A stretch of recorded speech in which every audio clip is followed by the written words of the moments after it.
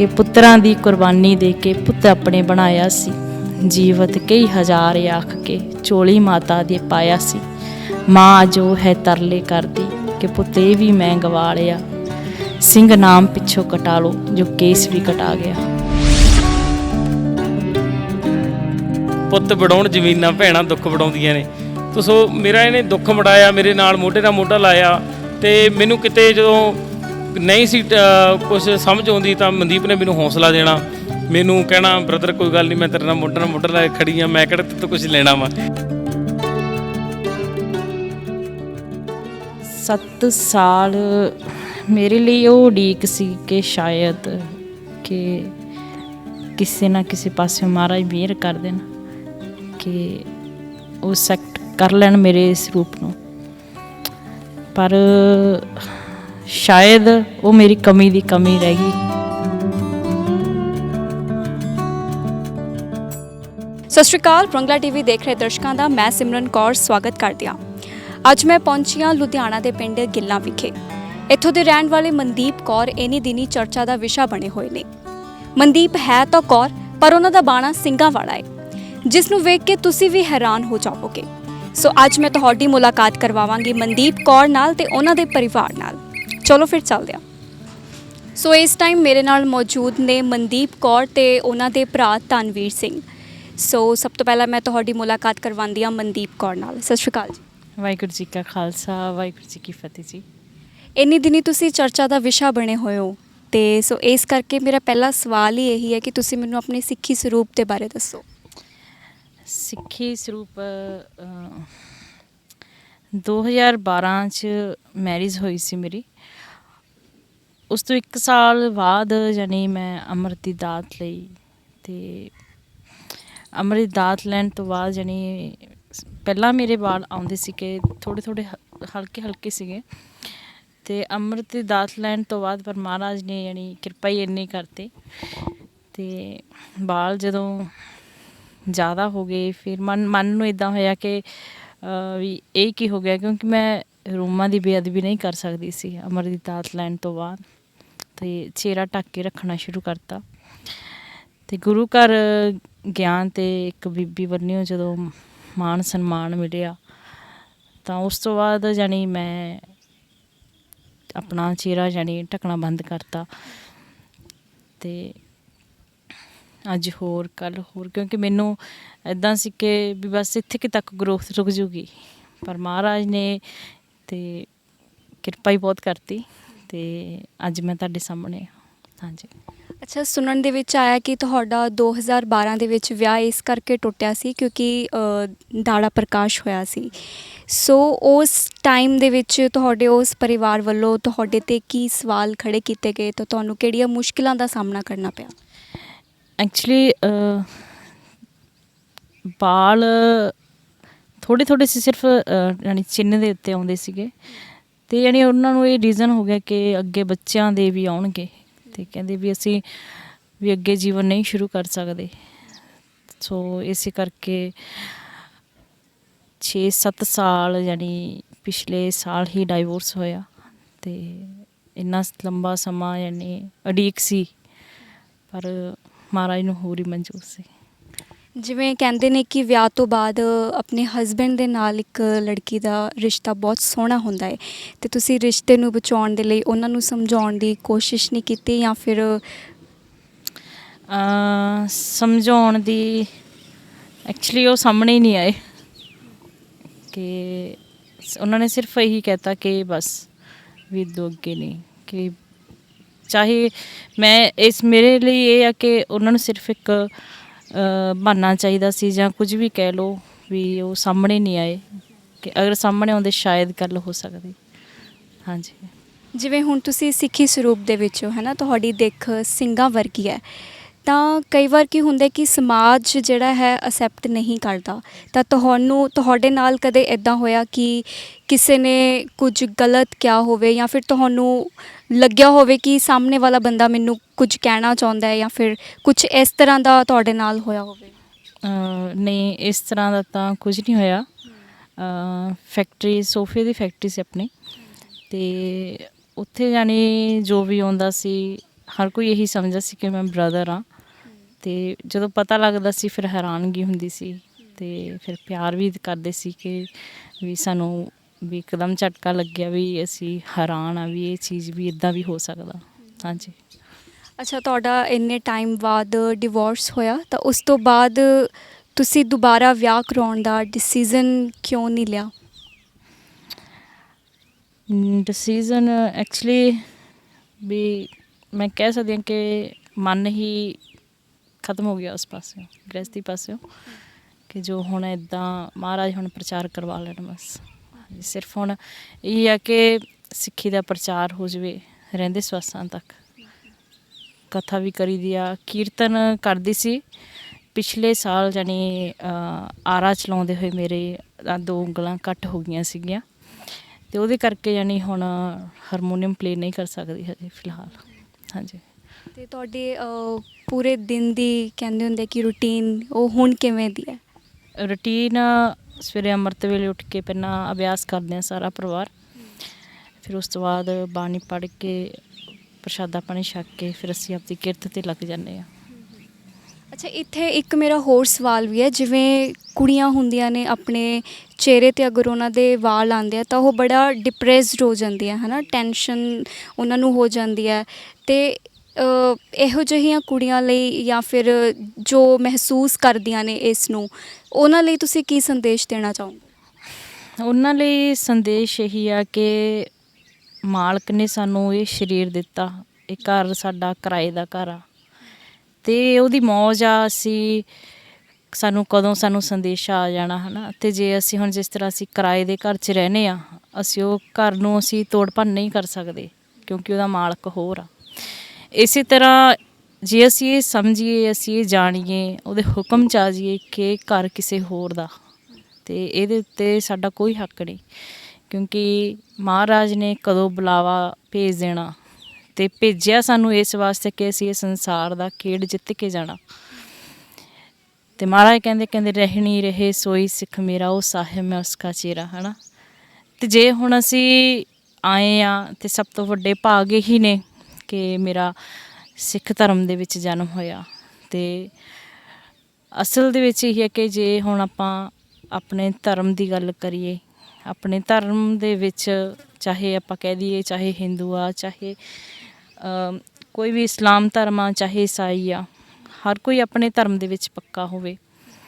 ਜੇ ਹੁਣ ਆਪਾਂ ਸਾਡੇ ਗੁਰੂ ਗ੍ਰੰਥ ਸਾਹਿਬ ਮਹਾਰਾਜ ਸਾਨੂੰ ਜਾਗਤ ਜੋਤ ਹੈ ਨਾ, ਉਹ ਆਪਾਂ ਨੂੰ ਸਮਝਾ ਰਹੇ ਨੇ ਕਿ ਅਸੀਂ ਕਿਵੇਂ ਅਸੀਂ ਸੰਸਾਰ ਦਾ ਖੇਡ ਜਿੱਤ ਕੇ ਅਸੀਂ ਵਾਪਸ ਜਾਣਾ, ਅਤੇ ਅਸੀਂ ਬਾਣੀ ਪੜ੍ਹਾਂਗੇ, ਵਿਚਾਰਾਂਗੇ ਤਾਂ ਸਾਨੂੰ ਪਤਾ ਲੱਗੂ ਕਿ ਅਸੀਂ ਕੌਣ ਆ, ਕਿੱਥੋਂ ਆਏ ਆ, ਹੈ ਨਾ। ਅਤੇ ਜਿਹੜੀ ਭਗਤੀ ਆ ਉਹ ਇਸ ਸਰੀਰ ਦੀ ਭਗਤੀ ਨਹੀਂ, ਇਹ 9 ਦਰਾਂ ਤੋਂ ਉੱਤੇ ਦੀ ਭਗਤੀ ਆ। 9 ਦਰ ਧਾਵ ਠਾਕੁਰ ਹੈ, 10 ਨਿਜ ਕਰ ਵਾਸਾ ਪਾਏ, ਹੈ ਨਾ। ਜਿੱਥੇ ਅਸੀਂ ਪਹੁੰਚ ਕੇ ਸੱਚੇ ਮਹਿਲ ਦੇ ਵਿੱਚ ਜਦੋਂ ਅਸੀਂ ਨਿਵਾਸ ਕਰਾਂਗੇ, ਫਿਰ ਉਹਦੀ ਖੁਸ਼ੀਆਂ ਮਹਾਰਾਜ ਦੀ ਜਦੋਂ ਸਾਨੂੰ ਉਹ ਜਦੋਂ ਮੇਲ ਹੋਣਾ। ਮਹਾਰਾਜ ਬਾਣੀ ਵਿੱਚ ਕਹਿੰਦੇ ਨੇ ਕਿ ਆਨੰਦ ਪਿਆ ਮੇਰੀ ਮਾਏ ਸਤਿਗੁਰੂ ਮੈਂ ਪਾਇਆ, ਹੈ ਨਾ। ਉਹ ਆਪਾਂ ਸਿਰਫ ਪੜ੍ਹਨ ਤੱਕ ਆ, ਉਹ ਆਨੰਦ ਆ ਜੋ ਉਹ ਆਪਾਂ ਕਿਹਾ ਨਹੀਂ ਜਾ ਸਕਦਾ ਕਿ ਉਹ ਕਿੱਦਾਂ ਦਾ। ਅਤੇ ਇਹ ਹੈ ਕਿ ਆਪਾਂ ਆਪਣੇ ਧਰਮ ਦੇ ਵਿੱਚ ਪਰਪੱਕ ਰਹੀਏ। ਇਹ ਤਾਂ ਸੋਨੇ ਅਤੇ ਸੁਹਾਗੇ ਵਾਲੀ ਗੱਲ ਆ ਕਿ ਬਾਣੀ ਨਾਲ ਤਾਂ ਮਹਾਰਾਜ ਨੇ ਜੋੜਿਆ ਹੀ ਜੋੜਿਆ ਸੀ, ਅਤੇ ਰੂਪ ਮੈਨੂੰ ਬਖਸ਼ਿਆ, ਅਤੇ ਉੱਤੋਂ ਦੀ ਕਿਰਪਾ ਹੋਰ ਕੀਤੀ, ਸੱਚੀ ਸੰਗਤ ਬਖਸ਼ਤੀ।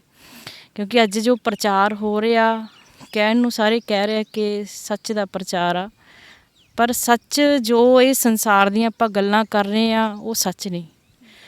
ਜੋ ਸੱਚ ਆ ਉਹ ਹੈਗਾ ਤ੍ਰੈ ਗੁਣਾਂ ਤੋਂ ਉੱਪਰ ਦੀ ਗੱਲ ਆ। ਬਾਣੀ ਦੇ ਵਿੱਚ 4ਥੇ ਪਦ ਦੀ ਗੱਲ ਕੀਤੀ ਗਈ ਆ, ਉਹਨੂੰ ਸੱਚ ਦਾ ਪ੍ਰਚਾਰ ਕਹਾਂਗੇ ਆਪਾਂ, ਕਿ ਜਿੱਥੇ ਸਾਡੇ ਮਨ ਨੇ ਪਹੁੰਚਣਾ। ਅਤੇ ਇਹੀ ਆ ਕਿ ਆਪਾਂ ਆਪਣੇ ਬਾਣੀ ਨੂੰ ਵਿਚਾਰੀਏ, ਅਤੇ ਰਾਮ ਰਾਮ ਕਰਤਾ ਸਭ ਜਗ ਫਿਰੇ, ਰਾਮ ਨਾ ਪਾਇਆ ਜਾਏ। ਅਤੇ ਰਾਮ ਅੱਲਾ ਵਾਹਿਗੁਰੂ ਕਹਿਣ ਦੀ ਜੁਗਤ ਆ, ਜੋਰ ਨਾ ਜੁਗਤ ਛੁੱਟੈ ਸੰਸਾਰ, ਹੈ ਨਾ। ਅਤੇ ਜਦੋਂ ਅਸੀਂ ਜੇ ਹੁਣ ਕਰਨਾ ਹੀ ਆ, ਅਭਿਆਸ ਕਰਨਾ ਹੀ ਆ, ਸਿਮਰਨ ਕਰਨਾ ਹੀ ਆ, ਅਤੇ ਇਹੀ ਆ ਕਿ ਜੇ ਆਪਾਂ ਜੁਗਤ ਨਾਲ ਕਰ ਲਈਏ, ਹੈ ਨਾ। ਅਤੇ ਮਹਾਰਾਜ ਕਹਿੰਦੇ ਜੋ ਸਾਸ ਗਿਰਾਸ ਧਿਆਏ ਮੇਰਾ ਹਰ, ਹੈ ਨਾ। ਸੋ ਗੁਰਸਿੱਖ ਗੁਰੂ ਮਨ ਭਾਵੇ।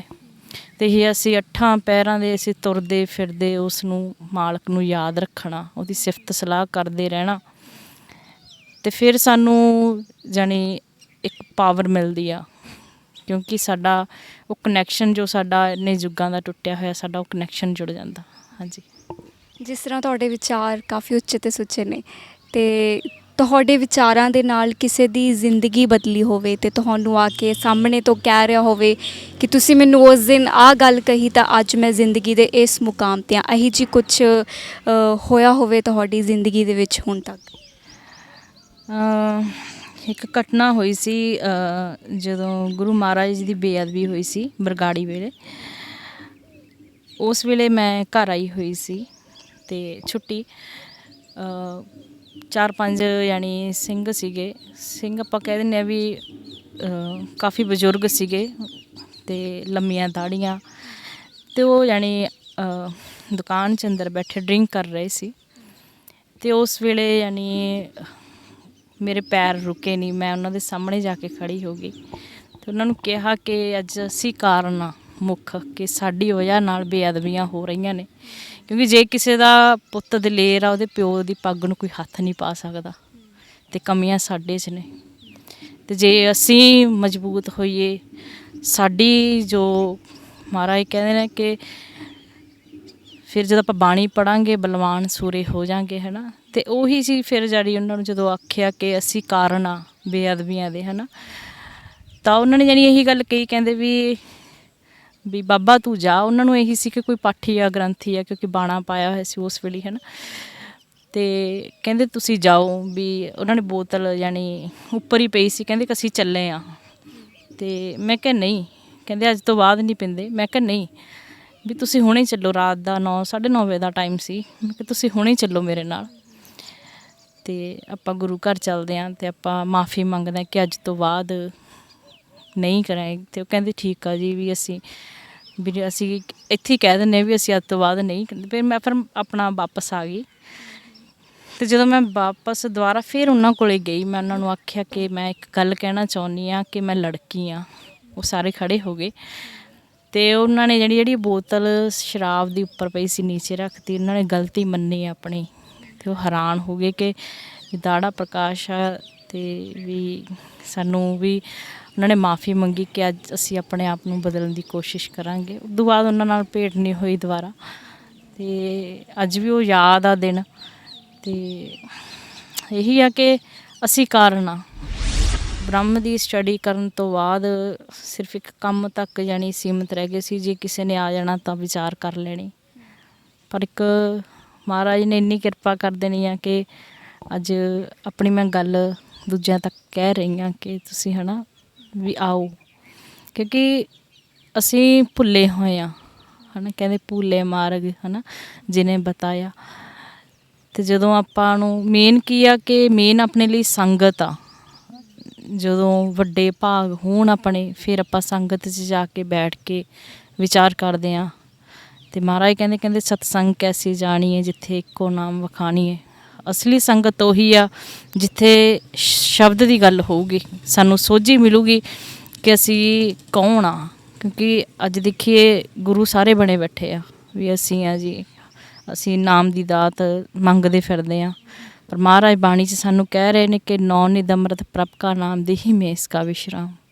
ਨਾਮ ਸਾਡੇ ਅੰਦਰ ਹੀ ਆ, ਅਤੇ ਜਦੋਂ ਅਸੀਂ ਅਭਿਆਸ ਕਰਾਂਗੇ, ਸਿਮਰਨ ਕਰਾਂਗੇ, ਉੱਥੇ ਸਵਾਸ ਜਮ੍ਹਾਂ ਕਰਾਵਾਂਗੇ, ਤਾਂ ਉਹ ਮਾਲਕ ਨੇ ਤਰੁੱਠ ਕੇ ਫਿਰ ਸਾਨੂੰ ਨਾਮ ਦੀ ਦਾਤ ਬਖਸ਼ਣੀ ਆ। ਅਤੇ ਨਾਮ ਮਾਲਕ ਦੇ ਮੁੱਖ ਦੀ ਆਵਾਜ਼ ਆ ਜੋ ਸਾਡੇ ਅੰਦਰ ਚੱਲ ਰਹੀ ਆ, ਪਰ ਸਾਨੂੰ ਸੁਣਦੀ ਨਹੀਂ ਪਈ। ਅਤੇ ਸੁਣੂਗੀ ਉਦੋਂ, ਕਹਿੰਦੇ ਮਾਇਆ ਧਾਰੀਆ ਤੰਨਾ ਬੋਲਾ, ਸ਼ਬਦ ਨਾ ਸੁਣੇ ਰੋਲ ਕਚੋਲਾ। ਸਾਡੇ ਕੰਨ ਬਾਹਰ ਹੀ ਨੇ, ਅਸੀਂ ਸਿਰਫ ਬਾਹਰਲੀਆਂ ਗੱਲਾਂ ਸੁਣਨ ਤੱਕ ਸੀਮਿਤ ਰਹਿ ਗਏ। ਸਾਡੇ ਅੰਦਰ ਜੋ ਚੱਲ ਰਿਹਾ, ਕਿਉਂਕਿ ਅਸੀਂ ਮਨ ਨੂੰ ਤਾਂ ਆਪਣੇ ਘਰ 'ਚ ਬਿਠਾਉਂਦੇ ਹੀ ਨਹੀਂ, ਬਾਣੀ ਪੜ੍ਹਨ ਪੈ ਜਾਂਦੇ ਹਾਂ, ਪਰ ਇੱਦਾਂ ਹੀ ਪਤਾ ਲੱਗਦਾ ਜੀ ਜਿੰਨੀ ਨਾਮ ਤੇ ਆਇਆ ਗਏ ਮਸਕਤ ਕਾਲ, ਪਾਠ ਪੂਰਾ ਹੋ ਗਿਆ ਜੀ।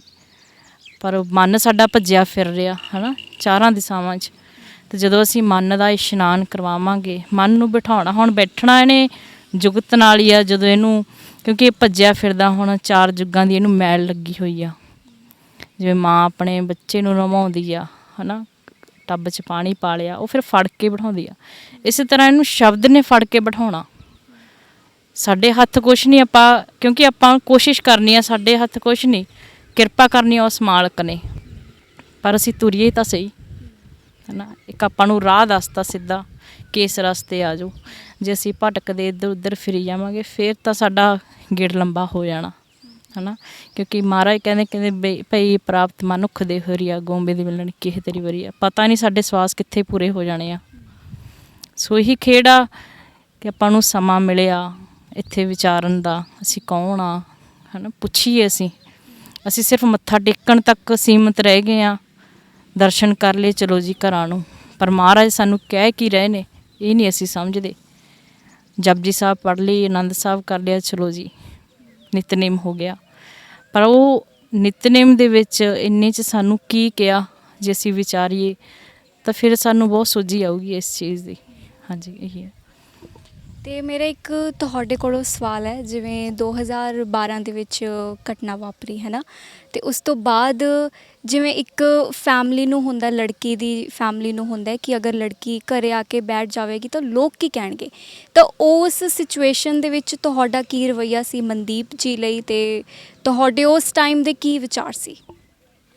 ਦੇਖੋ, ਅਸੀਂ ਆਪਣਾ ਬਚਪਨ ਇਕੱਠਿਆਂ ਨੇ ਕੱਢਿਆ, ਹੱਸਦੇ ਰਹੇ, ਖੇਡਦੇ ਰਹੇ। ਦੇਖੋ, ਅਸੀਂ ਆਪਣੀ ਜ਼ਿੰਦਗੀ ਨੂੰ ਬਹੁਤ ਵਧੀਆ ਤਰੀਕੇ ਨਾਲ ਜਿਉਏ। ਸਾਡੇ ਭੈਣ ਭਰਾਵਾਂ 'ਚ ਪਿਆਰ ਹੀ ਇੰਨਾ ਵਾ, ਜੇ ਅਸੀਂ ਲੜ ਜਾਈਏ ਤਾਂ 2 ਮਿੰਟ ਦੇ ਵਿੱਚ ਅਸੀਂ ਇੱਕ ਵੀ ਹੋ ਜਾਂਦੇ ਹਾਂ। ਅਤੇ ਮਨਦੀਪ ਨਾਲ ਇਹੀ ਕਹਿੰਦੇ, ਮੈਂ ਕਿਹਾ ਮਨਦੀਪ ਚੁੱਪ ਕਰਕੇ ਕੁਛ ਨਹੀਂ ਹੁੰਦਾ, ਵੀ ਅਗਰ ਜੇ ਹੁਣ ਆਪਾਂ ਤੇਰੇ ਫੇਸ 'ਤੇ ਵਾਲ ਆ ਰਹੇ ਨੇ ਜਾਂ ਕੋਈ ਇੱਦਾਂ ਦੀ ਗੱਲਬਾਤ ਆ, ਵੀ ਤੂੰ ਚੁੱਪ ਕਰਕੇ ਅੰਮ੍ਰਿਤ ਛਕ, ਬਾਣੀ ਨਾਲ ਜੁੜ, ਬਾਣੇ ਨਾਲ ਜੁੜ, ਮਹਾਰਾਜ ਆਪੀ ਕਿਰਪਾ ਕਰਨਗੇ। ਸੋ ਹੀ ਸਮੱਤ ਬਖਸ਼ੀ ਮਹਾਰਾਜ ਨੇ ਸਿਦਕ ਦਿੱਤਾ, ਹੌਸਲਾ ਦਿੱਤਾ, ਦਲੇਰੀ ਦਿੱਤੀ। ਜਿਉਂ ਜਿਉਂ ਭਿੱਜੇ ਕੰਬਲੀ ਤਿਉਂ ਤਿਉਂ ਭਾਰੀ ਹੋਏ। ਜਿਵੇਂ ਜਿਵੇਂ ਮਾਲਕ ਦੀ ਰੰਗ ਦੀ ਸੋਝੀ ਆਉਂਦੀ ਗਈ, ਮਨਦੀਪ ਨੂੰ ਹੌਸਲਾ ਵੱਧਦਾ ਗਿਆ। ਫਿਰ ਉਸ ਤੋਂ ਬਾਅਦ ਮੈਂ ਇੱਕ ਮਨ ਦੇ ਵਿੱਚ ਵਿਚਾਰ ਬਣਾਇਆ ਵੀ ਮਨਦੀਪ ਦਾ ਇੱਕ ਜਿਹੜਾ ਅਤੀਤ ਆ ਇਹਨੂੰ ਭੁੱਲ ਜਾਵੇ। ਤਾਂ ਮੈਂ ਬ੍ਰਹਮ ਗਿਆਨ ਕੇਂਦਰ ਯੂਨੀਵਰਸਿਟੀ ਮੋਗੇ ਮਨਦੀਪ ਦੀ ਐਡਮਿਸ਼ਨ ਕਰਾਈ, ਉੱਥੇ ਇਹਨੂੰ ਭੇਜ ਦਿੱਤਾ ਗਿਆ। ਤੋ 3 ਸਾਲ ਦੀ ਸਟੱਡੀ ਕਰਕੇ ਵਿੱਚ ਦੀ ਆਉਂਦੀ ਰਹੀ, ਹਰ ਹਫਤਾ ਜਾਂ ਮਹੀਨੇ ਬਾਅਦ ਇਹਨੇ ਚੱਕਰ ਮਾਰਨਾ। ਪਿਆਰ ਵੱਧਦਾ ਗਿਆ ਸਾਡਾ ਭੈਣ ਭਰਾਵਾਂ ਦਾ। ਅਤੇ ਜਦੋਂ 3 ਸਾਲ ਤੋਂ ਬਾਅਦ ਆਪਣੀ ਸਟੱਡੀ ਕੰਪਲੀਟ ਕਰਕੇ ਆਈ ਤਾਂ ਇਹਨੇ ਜੋ ਉੱਥੇ ਰਾਂਗੇ 'ਤੇ ਚੜ੍ਹਿਆ ਸੀਗਾ ਉਹ ਸਾਡੇ ਪਰਿਵਾਰ 'ਤੇ ਚੜ੍ਹਨਾ ਸ਼ੁਰੂ ਕਰ ਦਿੱਤਾ ਇਹਨੇ। ਅਤੇ ਵਿਚਾਰਾਂ ਸਾਂਝੀਆਂ ਕਰਨੀਆਂ, ਕਥ ਕਹਾਣੀ ਸੁਣਾਉਣੀ, ਕਥਾ ਕਰਨੀ ਪਰਮਾਤਮਾ ਦੇ ਨਾਲ, ਪਰਮਾਤਮਾ ਦੇ ਰੰਗਾਂ ਨੂੰ ਦੱਸਣਾ। ਅਤੇ ਉਹ ਮਨ ਦੇ ਵਿੱਚ ਸਾਡੇ ਵੀ ਕਿਤੇ ਨਾ ਕਿਤੇ ਅਸੀਂ ਜੋ ਭੁੱਲੇ ਫਿਰਦੇ ਸੀਗੇ ਐਵੇਂ ਕਰਮ ਕਾਂਡਾਂ ਦੇ ਵਿੱਚ ਪਾਏ ਕੇ, ਸੋ ਸਾਨੂੰ ਇਹਨੇ ਬੰਨ੍ਹ ਦਿੱਤਾ ਅੱਗੇ। ਸੋ ਬੰਨਿਆ ਤਾਂ ਮਹਾਰਾਜ ਨੇ ਸਮੱਤ ਬਖਸ਼ੀ, ਸਾਡੇ ਜੀਵਨ ਦੇ ਵਿੱਚ ਵੀ ਤਬਦੀਲੀ ਆਈ।